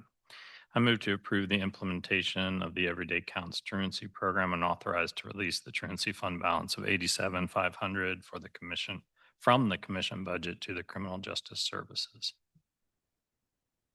Second. Moved and seconded. All those in favor, please say aye. Aye. All opposed, please say aye. Aye. Aye. Okay. All right, commissioners, we have a split vote. So I think, at this point, I think we're available to have more conversation if there are other suggestions or motions that commissioners are entertaining or thinking about. I want us to recognize that we gave staff direction. This is what they came back for. And without approving this moving forward, my understanding, that means that there is no programming, no clear programming in place for how elementary and middle school truancy will be handled come fall semester. And so I'm interested in and open to other commissioners' ideas about how we move forward in this space. I think there was a proposal to give us the community partner budget books shortly, and I would be willing to revisit this issue once we get those books and look at the budgets for next year. I have a little more information on that. I thought when we were talking today, you said you would give us the community partner book shortly and the staff book later. But so then you would want me to bring an agenda item forward for what? Once I give you those books, what would be the next step? Well, you have a proposal from O'Connell Youth Ranch in there for the same thing, right? Not necessarily the same thing. So would you want a meeting with them then to review that? I guess I'm willing to figure out how we would do the I budget would have before the preferred budget. another work session prior to this vote, since things did change since the last work session. I have every work session full between now and budget. Commissioner Dorsey, I'm trying to follow your thread here. We haven't, are you suggesting that we base the 2026 budget request on our potential 2027 budgets? Well, I'm saying they're connected in this regard on this program.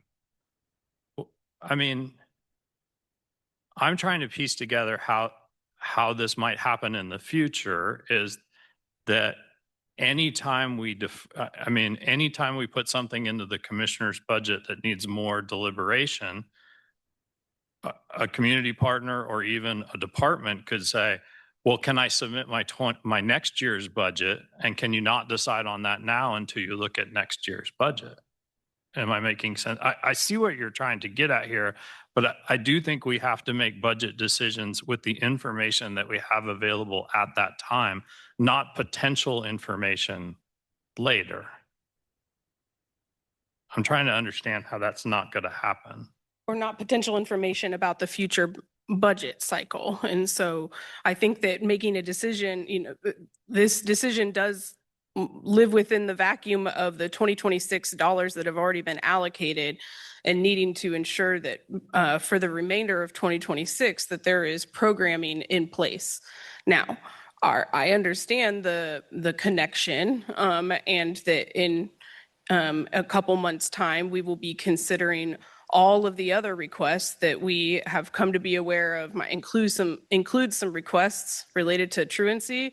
And so we will have a conversation at that time about whether or not we think those are programs or requests that we have an interest in exploring further and determining whether or not going into 2027, there's any possible space for that. I can understand that the timeline here is a little funky, for lack of a better word, and especially given the fact that, the way school districts or school years work and whatnot. But I am concerned about us connecting a 2026 budget request, living within the totality of the 2026 budget, to a whole new budget cycle request. Like we've got to have some clarity and process where we are not blurring those lines and making things contingent upon what we decide for the next budget cycle.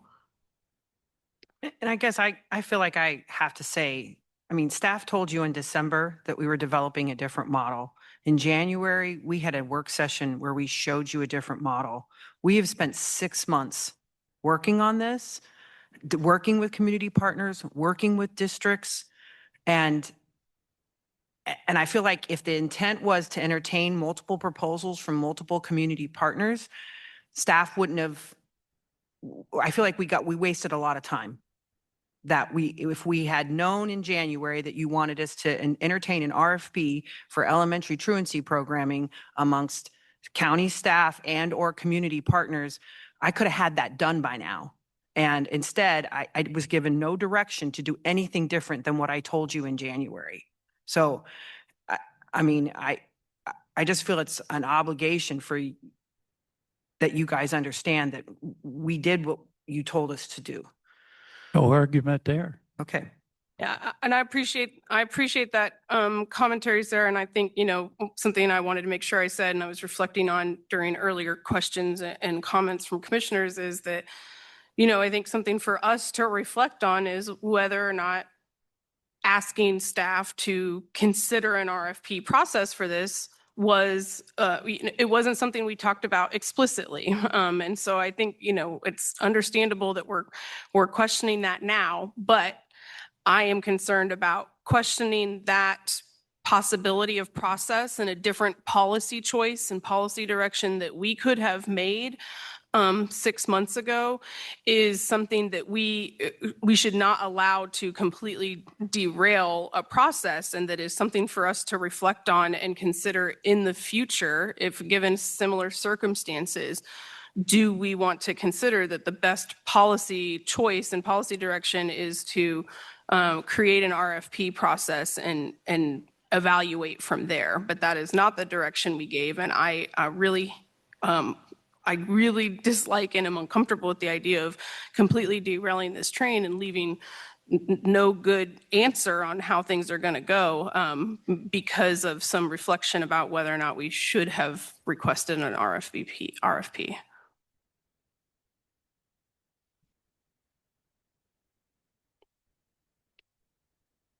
Well, unlike the rest of you, I make mistakes from time to time when I'm sitting up here. Staff probably makes a few mistakes too, so I apologize for my mistakes. But I kind of have to follow my feeling on this issue. I'm not sure, even though you had 6 months to work on it, you've considered all the issues, and I have a big concern about just adding one person to do what maybe 3 or 4 full-time people and a bunch of part-time people were doing without overloading 2 staff members. So that's kind of my position. Also, I might say the county is under no legal obligation to provide anything for truancy services. That's not a requirement.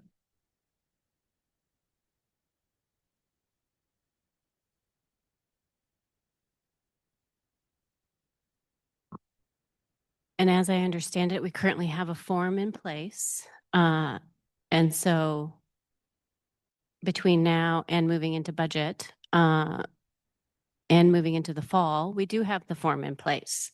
And so as we determine, or as staff determines maybe the best route moving forward with the school districts and standing up the work group, and either identifying the current proposals in the budget from either CSC or Connell. I've not seen either proposal. And if those are potential solutions or interventions for this particular project, I don't know if they are because I've not seen them or heard what's in them.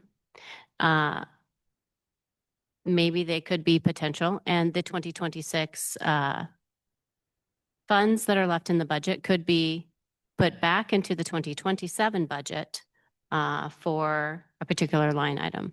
Because I do believe that any remaining funds at the end of any budget cycle, you do put back into the budget. No, they fall to fund balance. They So what? any unspent funds in a particular line item fall to fund balance. They don't get pushed into next year. And I guess I would say, commissioners, in my professional experience, if I felt like O'Connell could have done a better job of this, I would have brought it to you. They're an existing community partner that we work with. I brought you forward what, in my professional opinion, is the best proposal. But it is a policy decision to decide which way you want to go. But waiting till budget, you're going to get the recommendation of this proposal. So I really feel like if you decide you want to fund O'Connell, that is a policy decision of the commission. But I have the ability to reach out to community partners and ask them to do something. And I brought you what I feel like is the best proposal in my professional opinion. And that's not going to change. So you're saying you're just going to bring us back the exact same proposal that was denied this evening? Is that what I'm hearing? Well, what I would say is that I would bring you this proposal. You'll see a supplemental request, and you'll see two different supplemental requests unless I get different direction, because I can't tell what the direction is here. But if you're asking, like, if I had in December, if I had thought that O'Connell was a better solution, I would have brought it to you. Well, I think the direction that you're getting today is it's dead. And I think we're saying that this is not the direction. And I know previously, the direction that I provided was stand up the work group. Let's hear from everybody. And let's figure out maybe what that next step is from the entire work group. And I feel like I've done that. I feel like I've stood up the work group. We met twice. And I would say, well, I think we have a dead proposal, so I don't feel like I have any direction to do anything. So I think that's the situation we're in. And, you'll get budget proposals unless the commission gives me further direction. And I don't overly feel that the work group has actually been stood up because the work group is lacking our stakeholders at the local level, which are some of our partners that implement the interventions and have the braided funding. So those partners were never a part of the original work group. So it wasn't my interpretation that I needed to bring community. We were talking about work group that existed previously, and it did not include those partners. Let me all ask right. Well, I Commissioner thought Anderson. that they did include O'Connell. So, sure. Commissioner Anderson, if we pull on this thread and the idea of a community work group, what is the purpose and what do you hope the outcome is? The purpose is to convene stakeholders, to identify how they're going to partner and to come up with a solution that all bodies, all stakeholders can agree on and move forward with. And ideally also braid the funding so that we don't have one body that is funding all of these positions. Because moving forward, it will be the county that is the main entity that is funding this body of work. And from what I'm hearing, the county doesn't want to be the main funder for this body of work for one community-based organization. And so if we're moving away from one partner because we don't want to be the main funder for one partner, but yet we're moving to another program that we're standing up, and we will become the main funder for ourselves and creating new positions as well that we will have to absorb and continue. And then potentially we may have to hire more FTEs because the body of work is going to grow potentially, because USD 497 is going to potentially be initiating more referrals through this process. And then we have parents that are also going to be mentored and need support. Well, that may also require potentially more FTEs. And I know you would prefer that we don't solution FTEs, which you just stated, but you asked me a question about what I hope to get out of this.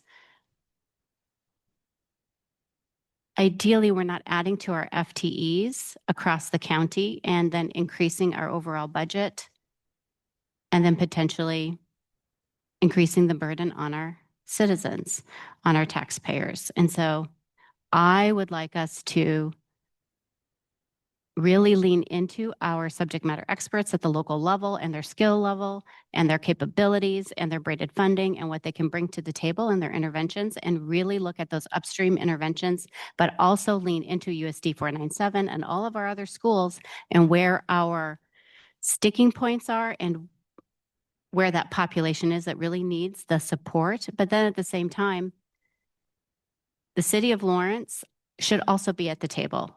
The majority of the challenges that we're currently seeing are in Lawrence, and I also see them as being a key player and a key stakeholder that should be engaged in this process. And then I'm going to go back to the CHIP, the Community Health Improvement Plan, and absenteeism and that particular objective.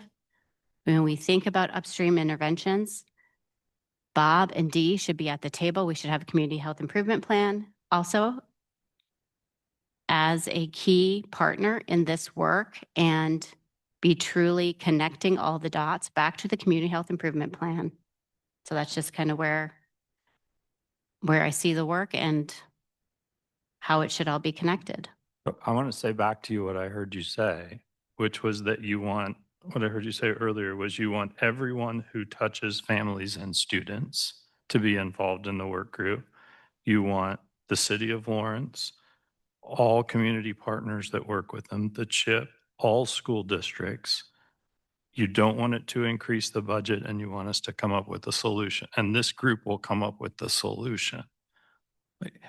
I appreciate. It's a very big ask. Yeah, I appreciate the big picture, but I think staff has reported and partners have reported that we have competing requests coming to us in the budget. I think part of the challenge of this board is to take the information that's provided by staff and community partners and make a decision. I think what you just listed all there is an agenda that would take years to figure out. And quite honestly, those upstream things are things that school districts do, not, I believe, that counties do. And while we may differ in opinion on staffing, I just think the idea of bringing everyone together and they'll come up with solutions on ways to work together, I love that idea. And I think we have to get decisions made and take that information and make tough choices. I think that's a really big ask. As it is right now, there is no funding for truancy intervention once principals have filed in the fall. Nothing will happen the way that we've got it now. Is that the place where this commission is ready to go? That we're not going to provide that kind of support? Well, we have a referral form, so the schools can certainly refer And what services who? would be provided once they Yeah, refer? There's no one for them to refer to. It'll be referred to the district attorney. So the district attorney would have no resources available to him. He would have to take it straight to the judge. And so you really don't think that the schools would, USD 497, where we have our largest population, that they would not come to the table to support their student population? They already do. They already do. And so after that, they're making a referral to the district attorney because there's a violation of the law. And I have no if without a program, I have no service interventions.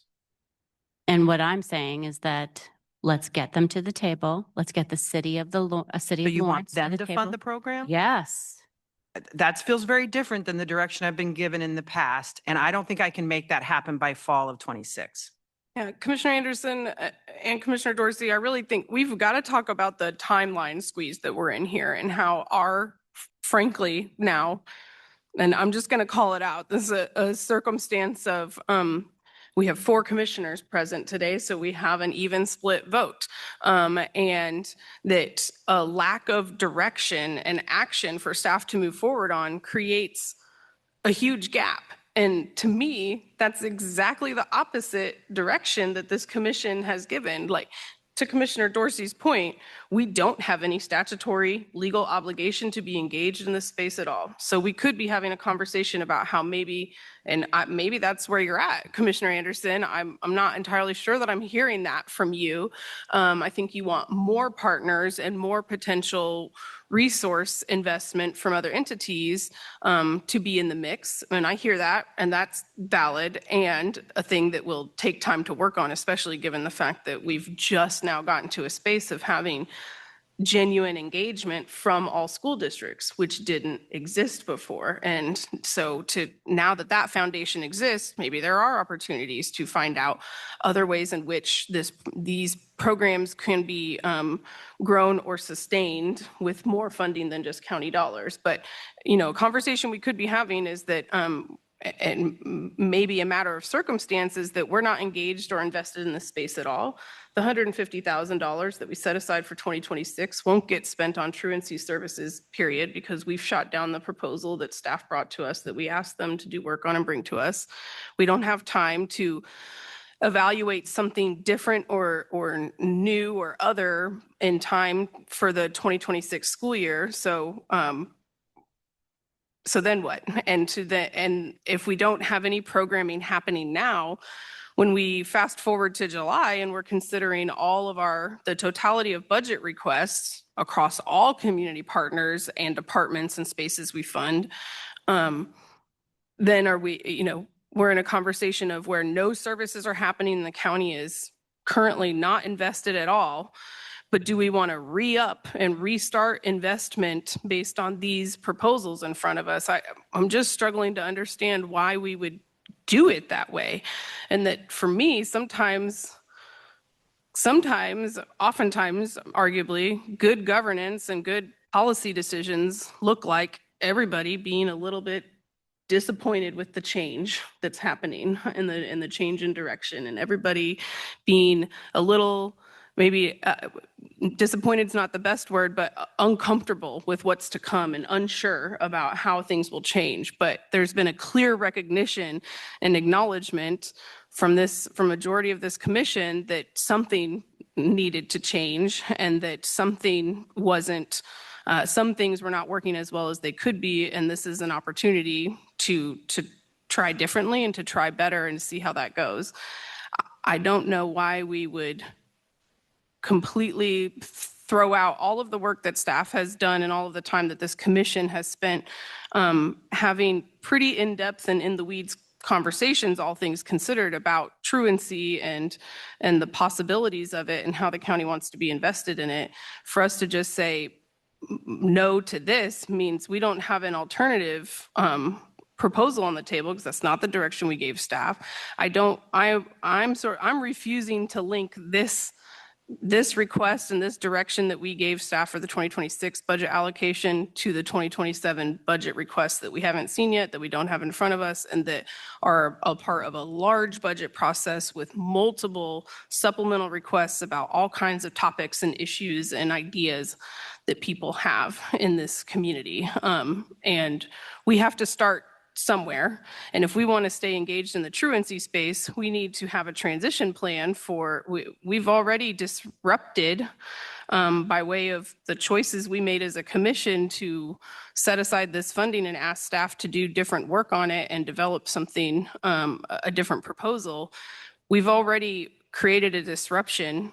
And so now it feels to me like we're in a space of choosing to either disengage from the space entirely and not be engaged in truancy, or we take this opportunity to try this on for size, to leverage the fact that momentum has been built with all of the school districts and that we are privy to the fact that there is positive feedback from all of the superintendents, all of the school districts about the direction that this is moving and the commitment of all of those stakeholders to stay engaged in the conversation about how it's going, opportunities for improvement, and I have no doubt that there will be candid acknowledgement of things going sideways if they do, or if things not working as well as we hoped for them to, that we will hear that from principals, superintendents, and potentially community members, and certainly from our staff. And so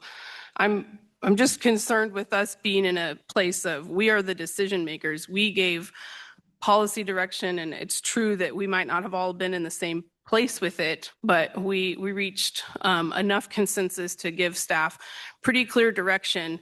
And while it's valid for us to reflect on how we might feel that we made a mistake in the way that we approached something at a previous meeting and we feel differently about it now, that's understandable and important for us to own it, and that we might consider doing things differently in the future, such as maybe an RFP process is something to consider down the line regarding this. But given the totality of circumstances now, the choices we have are disengage from the truancy space, and I guess maybe restart the conversation in July about what 2027 funding or investment in that space could or might look like. Well, and I should clarify, this would be us disinvesting from elementary and middle school truancy and TBD about high school truancy and that community partner budget that is a whole separate conversation. So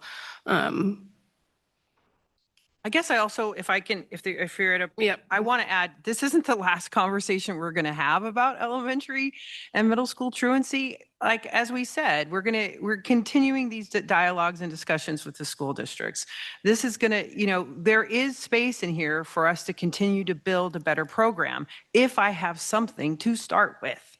But if we stop, then I have nothing to start with. We can continue, if the program's approved, we can continue to bring it back to you. We can continue to bring engagement from other partners. We can talk to the school districts. We can ask them what we can need. We can see if the CHIP steering committee wants to start up a conversation on chronic absenteeism. I think that really lies with the school districts themselves. And so do they have the bandwidth, time, and energy to start that work? But we're going to continue to be partners in that space. So this isn't, I guess to Commissioner Anderson, I want to say, like, this isn't, it's not just this and then we're done. We're going to continue to involve and engage in this space, take that feedback and continue to work with those partners. But if I don't have, if at a certain point, we won't have anything except for 3 choices in front of you in July if I don't get some sort of decision about moving forward tonight.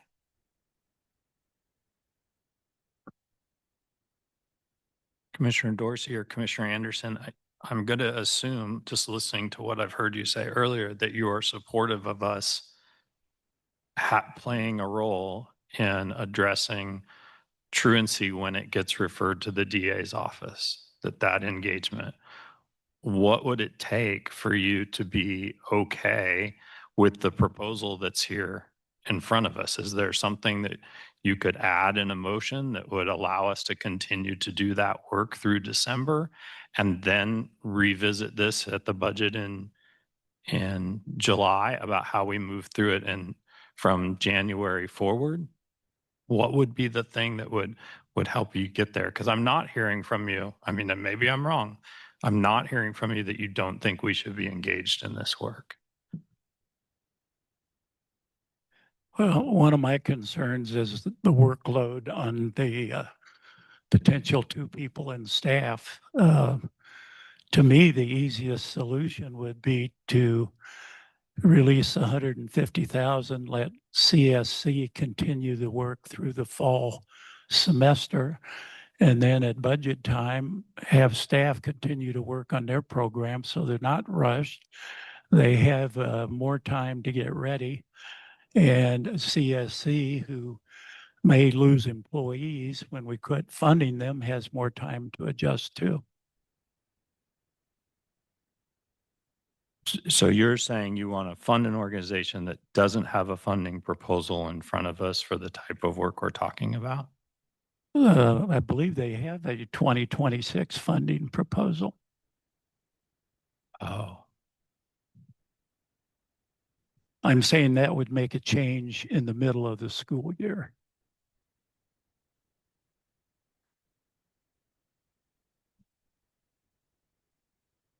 Just to clarify that comment, Commissioner Dorsey, if we went with your suggestion of funding CSC through the end of 2026, and then fast forward to July, we're evaluating for what we're going to do in 2027, where we could make a decision to go a different direction at that time, that would mean there's a switch in services in the middle of the school year. Exactly. Versus if we moved forward with the proposal that staff brought us and that was ready to roll out in the 2026 semester, I suppose it's possible both ways. In the event that during the July budget sessions, a majority of the commission does not agree to move forward with this as proposed for 2027, I suppose we'd be faced with the same possibility. Well, it's unfortunate we don't have 5 people here tonight.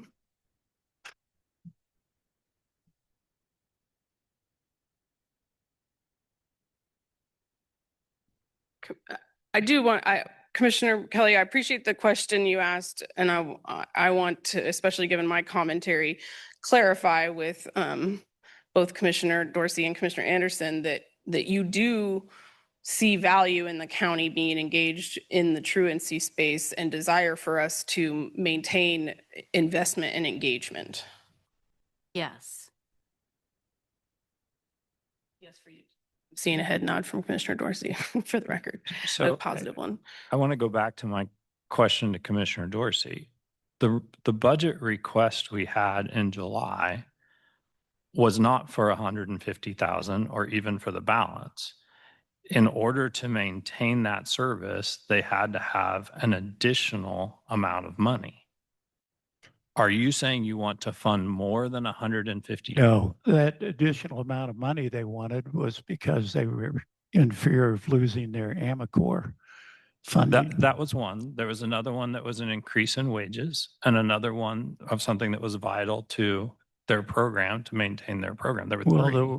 Those were supplementals, right? And they weren't approved. Instead of approving them, we put 150 in the contingency budget.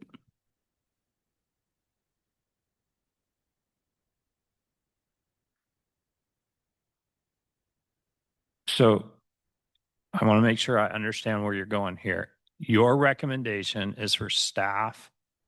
No, I'm going to let you write the motion. I'm not going to write it for you.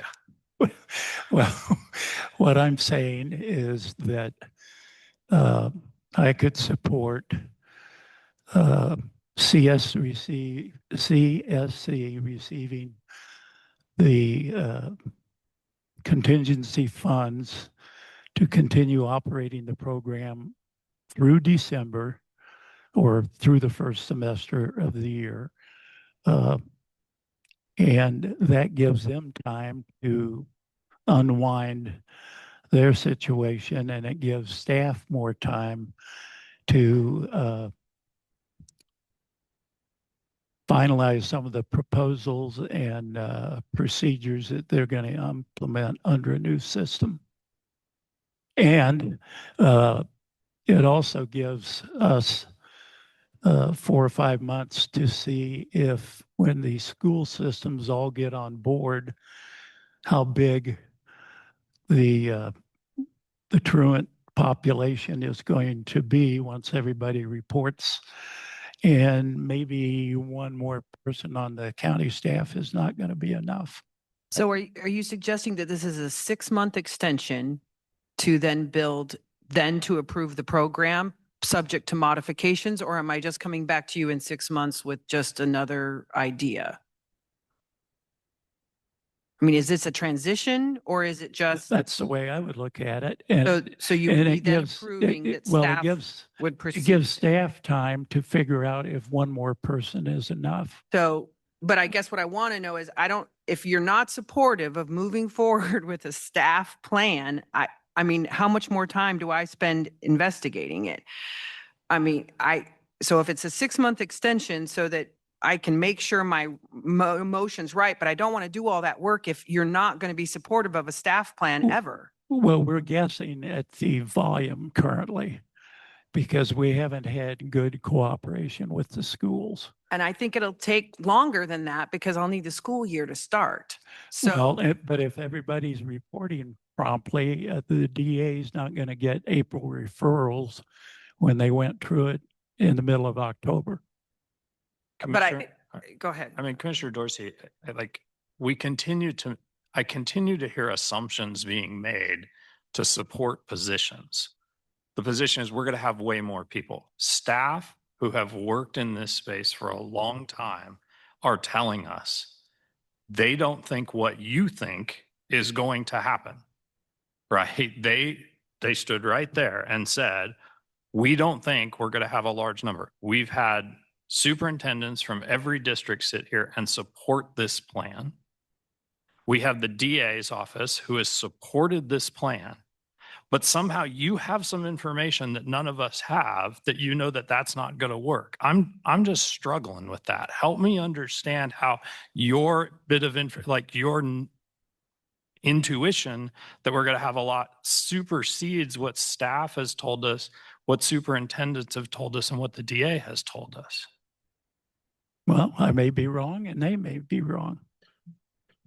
Well, that's an astute point, Commissioner Dorsey. And I think to that end, that's why we have to start somewhere, and that it's always possible. And it has certainly been true over time that sometimes new programming or new positions get added to staff departments, and a determination is made that I'm trying to think of a good example, but I don't have one because I think staff is actually quite effective and good at determining what the capacity is to start with. But there's always the possibility and option of coming back to the commission and making a case for the fact that there's a lot more referrals than any of us could have anticipated for, and we do need to think about readjusting the budget. That's always a possibility. I think I prefer that sequence of events and order of operation to overshooting and determining that maybe we need to allocate more dollars, when part of the precipice of this conversation was how do we make the $150,000 that we've been allocating to truancy program, how do we invest it in a most efficient way? And the possibility that we could need more staff is certainly, it's true. It's something that may be a proposal we have to consider in the future, but to give more time now to determine that before we even start the programming that's counterintuitive to me. In addition to the fact that I think I agree with Commissioner Kelly that us being in a space of trying to predict and then dictate and plan for staffing allocations is administration's work, and that is department heads' work. For them to determine those things and for them to evaluate if mid-year next year, the work is much bigger than was anticipated, and they need to come back to us with a re-estimated request.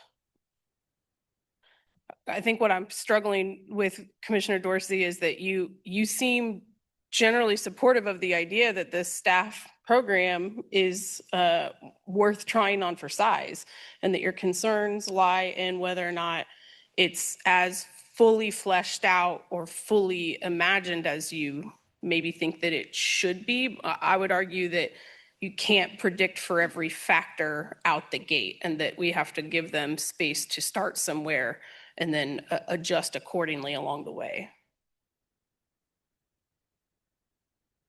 And I think if I'm hearing you, Commissioner Anderson, correctly, that you seem a little more clear that you're not supportive of the staff proposal and it being an internal county program, that you've got some bigger, more community-wide ideas about how to engage all stakeholders as you see it and listed earlier, in a way that solves for the issue more long-term. Agreed, and a little bit more upstream, and also reduces county budget and solves for more braided funding opportunities. So I want to pull on that a little bit more because I've heard you mention it repeatedly, but I want to clarify that the conversation we're having right now is about that this proposal in front of us actually means we'd be spending the exact same amount of money that we have been spending on it, not a penny more. And in fact, maybe some pennies less, and some dollars less. And so this would actually be saving taxpayer dollars in this space as it stands. And that, to me, like, that's a positive. We're not talking about increasing county budget. We're talking about increasing county staff by 1 FTE, but not by increasing the actual budget. We're talking about moving around dollars that have already been allocated and committed to a space. So we're not talking about an increase in budget. In fact, I think we're talking about a decrease in spending in this space, and a different model for how to approach it and how to navigate all the partners. I think that it's possible that that can happen simultaneous to further conversations, maybe both within the stakeholder group that we've been talking about, and beyond, perhaps the CHIP and other community conversations and convenings that might evolve the idea even further, that might grow the way in which all community partners and entities are engaging in this space, that might identify opportunities for different funding streams that nobody nowhere is pulling down right now, whether that be through school districts or school foundations or other community partners. I think that, I guess what I'm trying to impress upon you from what I'm hearing from you, Commissioner Anderson, is that I think it's possible to approach this in a both and way, that like we can move forward with this proposal as is, which I think there's been a lot of positives highlighted about. Again, I'm going to reiterate that to me, the convening of all of the school districts and engagement of superintendents and building principals is significant progress and significant foundation setting. And I am nervous about just walking away from that foundation by not moving forward with something and trying this project as it is, simultaneous to, at the same time as continuing to query with in other spaces and other community conversations and with other stakeholders, what are they doing where do they see their role? Where do they see a place for them? And that might look like talking to municipalities in addition to school districts. I think I want to caution us to casting such a wide net, because an argument can be made that every single entity that we fund touches youth and family in Douglas County and therefore could be considered a stakeholder, right? We've got to have some definitions and narrow it somewhere. But I hear you in that you want to have a big picture conversation. I think that that's valid. And I think that it's possible to do that while moving forward with a transition plan as proposed to us, so that there's not a gap, and so that we are able to really build upon the foundation that has been established in this last 6-ish months of conversations and stakeholder engagement that frankly didn't exist before, but does now. And I want us to hold on to that. If this county commission believes it is important for the county to stay engaged in this space, I don't want to shake that foundation. And to your commentary, Commissioner Dorsey, the idea that we would extend basically a 6-month contract at this point, or funding for a community partner that we were historically funding, that we said no to funding for 2026, and then mid-year say, actually, yes, we'll go ahead and fund. We've already disrupted things for that community partner by saying no to funding them for 2026. So I don't think that it does them any service, frankly, for us to waffle on that, especially if we are just looking at still entertaining a whole new idea and a whole new approach to this. So I guess I'm just saying all that out loud because I'm trying to really suss out the nuances of what it is that each of you commissioners who voted no against this proposal are stuck on, and what might be possible to move us forward in a way that keeps the work going and doesn't just stall everything out. I made a mistake just a little bit ago. I said there was 150,000. There's only 87,500. Commissioner Anderson, if we took the motion as it was and added a larger community conversation around truancy, would that help you get there? What would that look like? You could spell out what you wanted.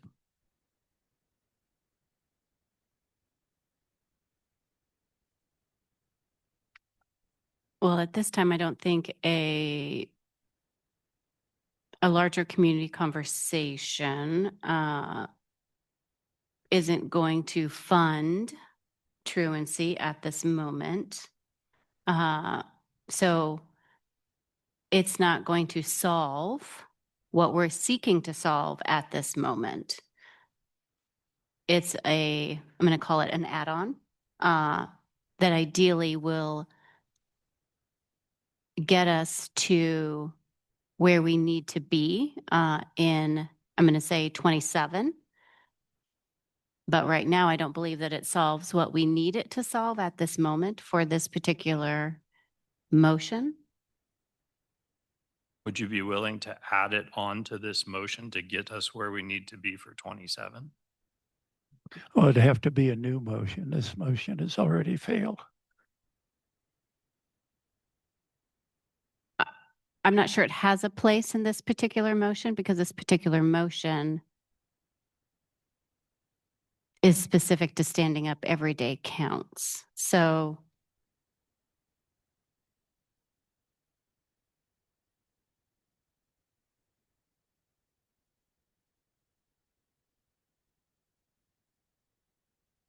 because I'm still, at least for me, I'm still not sure that it belongs as a county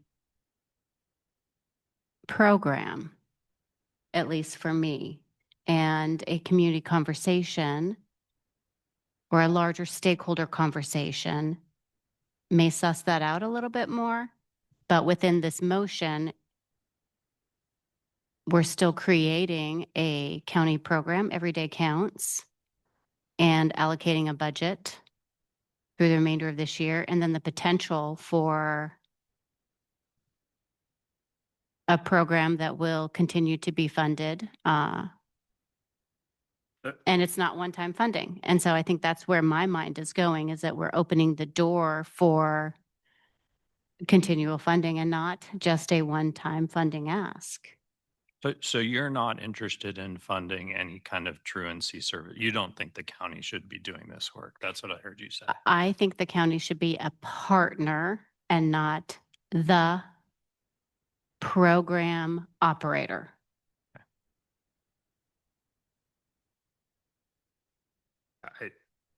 I would offer commissioners, I think we may be stuck. I mean, we may just not be. I mean,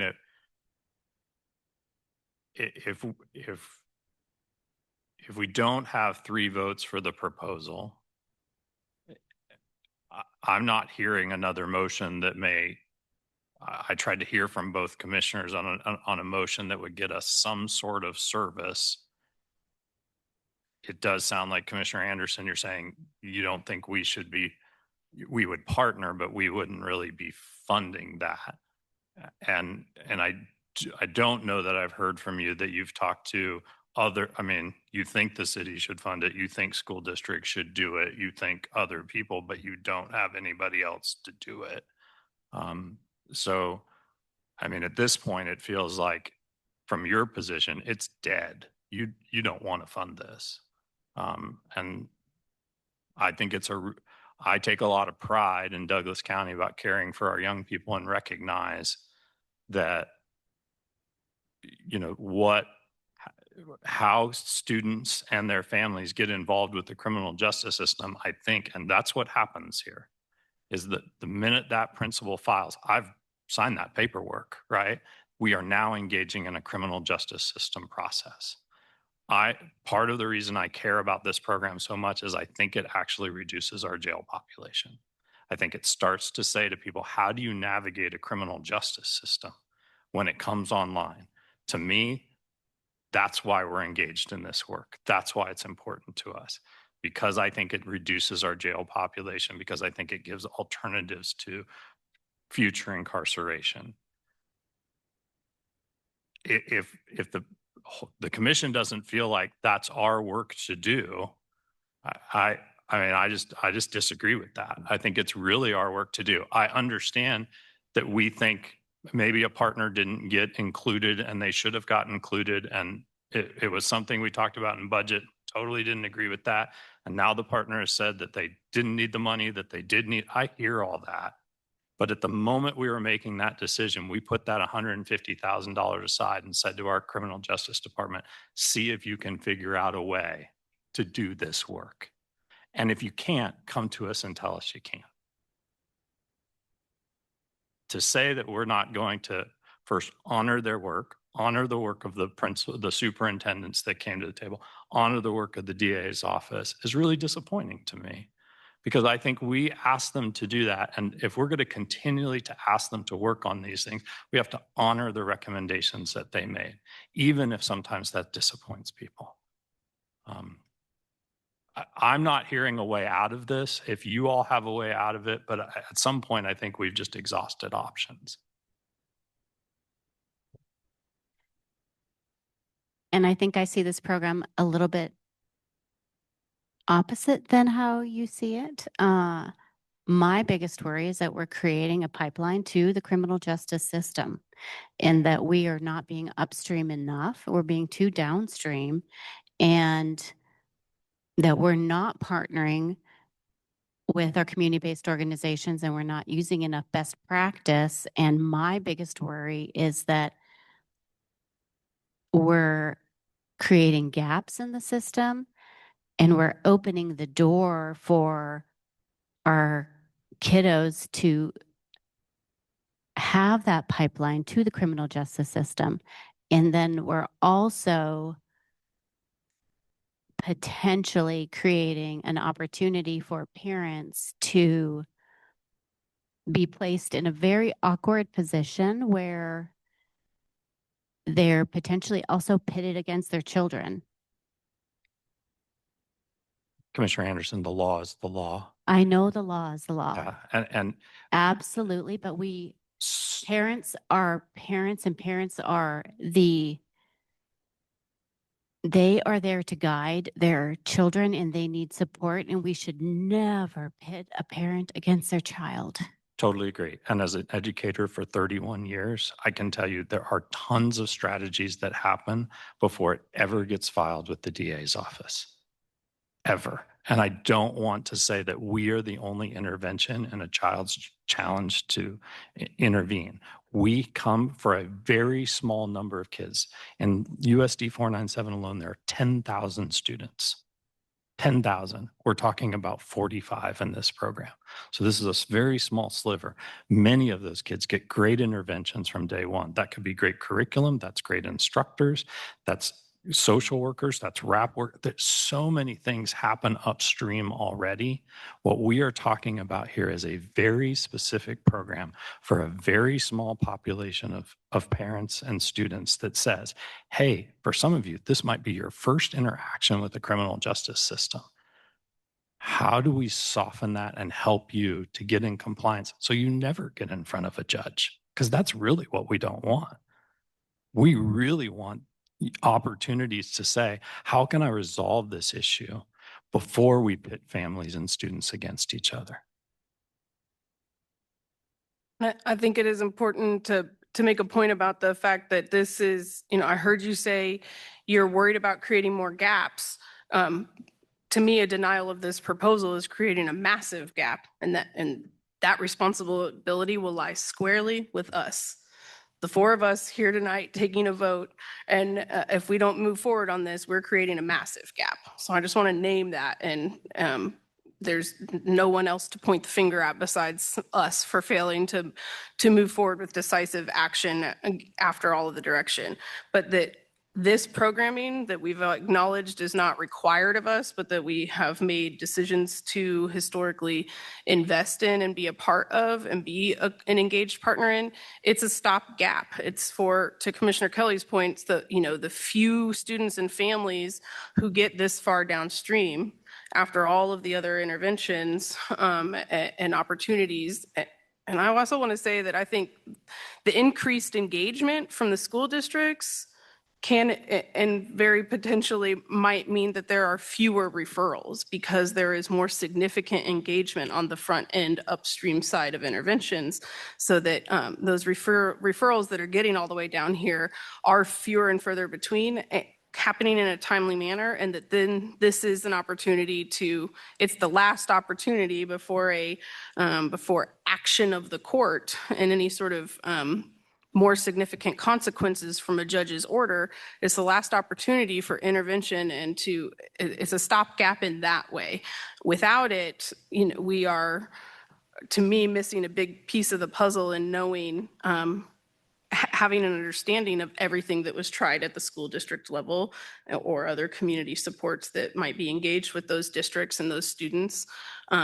We wouldn't have an understanding of that because, the law is the law, and so the referrals are going to happen at the intervals that they're supposed to and that the districts are responsible for. And if it's just going straight to the DA's office without any case management opportunity there to manage that, to manage the case and to try again with further interventions and additional supports, then all we've done is created a wider gap.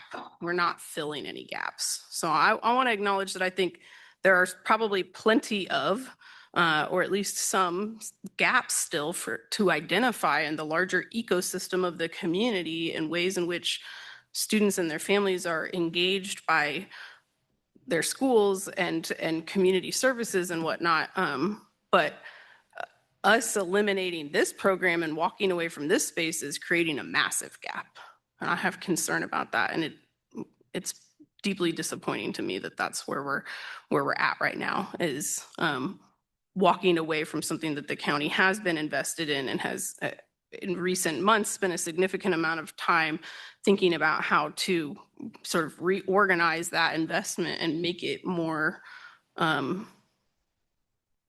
concrete and understandable to track and evaluate the progress and outcomes of in the future. And now we're cutting off the opportunity to learn how that might improve the system. But to Commissioner Kelly's point, unless other commissioners have ideas of how to edit this motion, which is our prerogative as commissioners and policymakers to add things to a motion that would make it more satisfactory to give staff direction. But I'm disappointed at the idea that we don't move forward with any action, and that is quite a message to send to our staff about the work that they've done and the recommendation they've brought forward, with a significant amount of evaluation and assessment that's gone into that, and coordination with those community entities and the districts. It feels like a lot of work for naught if we're not going to move forward with this proposal. And try this to see how it goes with the understanding that there may be other work to continue doing and to continue evaluating. And sometimes our roles as a commissioner is to move forward with something we don't love, but that we think is that we understand still meets a need to some degree, even if we believe that there's room for improvement or more needs to be met that we haven't yet evaluated for. So to that point, is there an appetite to move, so to what Commissioner Dorsey said earlier, is there an appetite to move forward with current partners in this space, CSC through end of year, so we do not have a gap? To the point that you just made? Yeah, well, it's a fair question, and I mean, I've been sitting here contemplating the idea since Commissioner Dorsey brought it up, but it's hard for me to make sense of that because it still feels like we've given all this direction to staff to do something different and bring us something different, which is exactly what they did, and to just rewind the tape and go back to what we were doing after making a decision to move funding from that partner and try a different direction. That feels very counterproductive to me, frankly. I would say give staff more time to develop their proposal and evaluate their staffing needs. I have trouble figuring out how CSC, who is doing the job for basically double the budget we're going to do, and us fitting it into half of their budget. Obviously, there's less people, which means there's less contact with kids and families, in my opinion. Commissioner, if you're asking that as a question from staff's perspective, there's a lot of overhead in an independent nonprofit. I don't need to pay for that overhead. So we feel that there's some efficiency because we have an existing organization. I don't need to go out and fundraise. I don't need to go out and apply for AmeriCorps grants. There's a lot of things that we were paying for through the Center for Supportive Communities that we don't need to do the program, in our view. And the model is different, so there's also that factor. Agreed. I'm just saying it gives everybody more time, CSC to wind down and staff to wind up. But Commissioner Dorsey, if you're not opposed to the program moving forward, which is what I think I hear you saying, I'm struggling to understand why you will vote against it. Because you're still supportive of the program. You might think that there are some, you have some intuition about tweaks you would make or changes that you think haven't been fully considered, but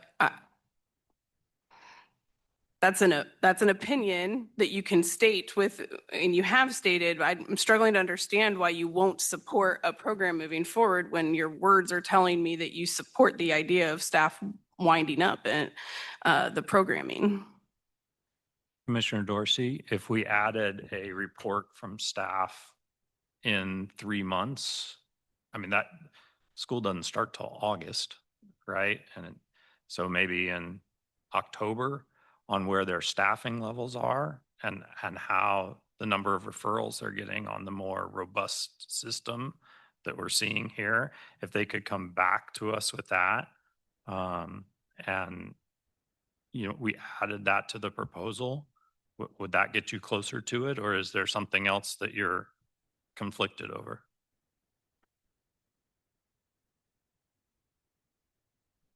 Well, we have a group in place to work through the end of the year, which gives us more time to evaluate the staffing requirements based on a more robust reporting period in the fall.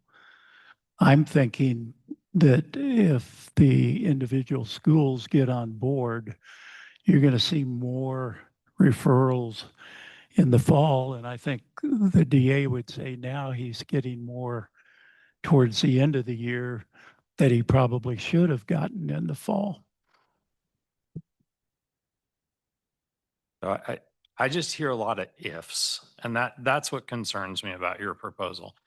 If CSC agrees to do it without giving their staff wages, if they agree to do their old model and they still have all the people in place, if the principals, the superintendents agree to support something that they weren't called into and agreed to earlier, if those seems like a lot of ifs. I'm having a hard time supporting it when staff has done the work to bring the what is true to our superintendents, to our DZA's office, to our criminal justice services, and they have said, yes, that we can do. But you're not moved by that. Okay. Well, commissioners, I do believe that we're at an impasse. I've been sitting here thinking what sort of direction we can give staff for next steps. I'm not sure. So I think that the onus right now for each of us individually is to continue to address those concerns with staff and see if there are other ideas that come to the surface after tonight's meeting and this discussion settles in a little bit more. And that's my takeaway, is that I don't know what the ask is for staff to come back to us with, but I'm not okay with this conversation being over right now. May I suggest something? Yes. Madam Chair, there's a reason we have 5 commissioners. Right? There's a reason that most governing boards are an odd number. And one thing we could do is we could ask staff to bring this back to us when Commissioner Willie is back, and we can make a decision on a 3-2 vote if that's what we need to do, or we can do something there. I would make a motion to defer this until she returns, but I would need another commissioner to go along with that. And I think commissioners, I would ask you to do that because it honors the system that we have of having 5 commissioners. We have made our best attempt tonight to see if we could come up with something that we could collaborate on and work together. And it seems like we can't, which is why I would say we lean into it, the democratic process that we have. Commissioner Willie very much could vote either way. I don't pretend to know how she might vote. She might add a whole, she probably will have a few questions. So, I would ask that we honor that process and bring this back on behalf of the families and students who would be encountering this situation in the fall. I appreciate that.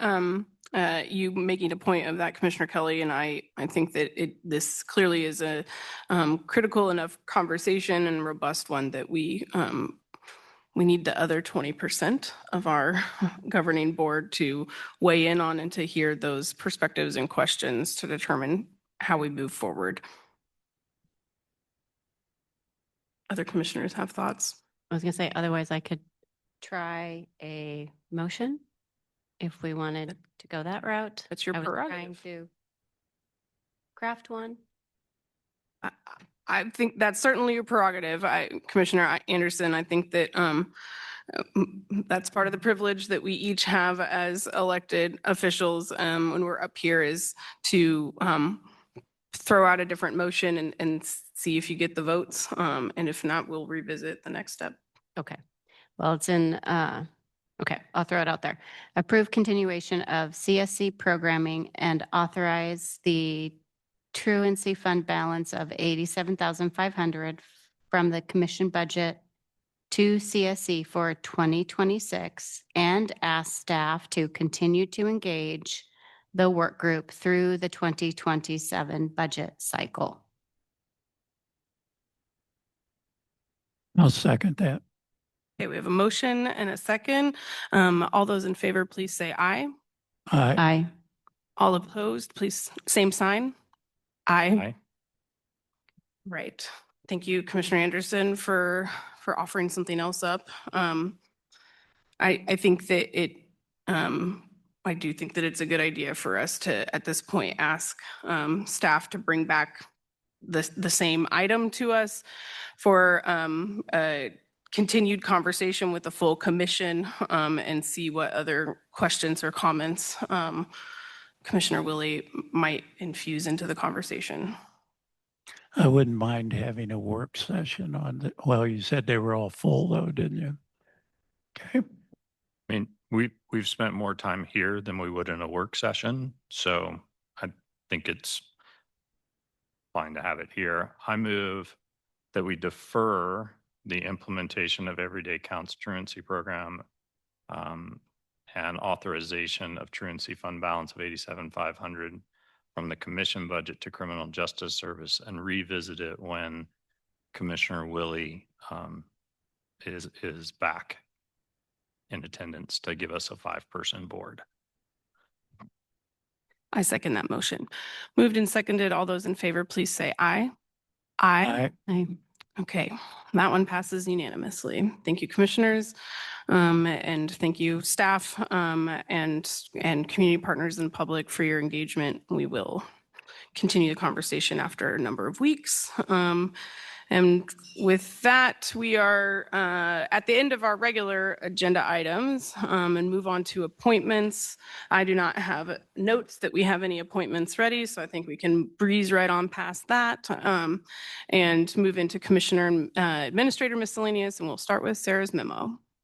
Thanks, commissioners. My memo is attached. Just want to highlight next week, we have a work session at 4 o'clock on the flexible housing pool and Mental Health America of the Heartland. The week after that, we have an update from on supportive housing for women with Cardinal Housing and the Amethyst Amplified Project. The week after that, we have an overview of our detox services with our substance use disorder partners. The week after that, we have a crisis systems gap conversation that we are planning. And then after that, on July 1st is the budget hearing for Consolidated Fire District Number 1. So that will get you up through budget hearings. And that's all I have, commissioners. Thank you, Sarah. Commissioners, any miscellaneous items?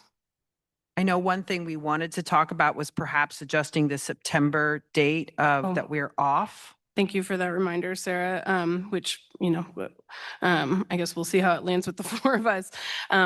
I had, September is a month, we have 5 Wednesdays.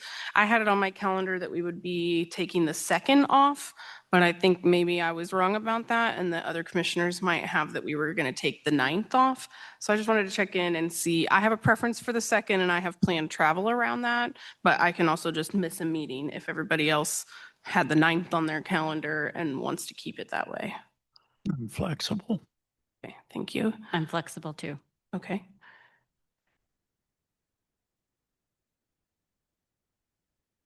Yeah, sure. And I'll mention just a note, this is a little bit in advance, but the July 22nd meeting, which will fall the week after our budget process, I will be out of town and I'll be virtual. So, but I will still be in attendance. September 2nd, I would like to skip though. That's fine. Okay, great. Thank you. Just let us know if Commissioner really has any big objections. Anything else, commissioners? Just a follow up on the split budget book between 2 smaller books. I can get you the community partners books early, but we will not have any discussion of them. Yeah, right. Okay, yeah. I don't have an exact timeline. We're working on it. Okay. All right. Seeing nothing else, we are adjourned. Thank you, everybody.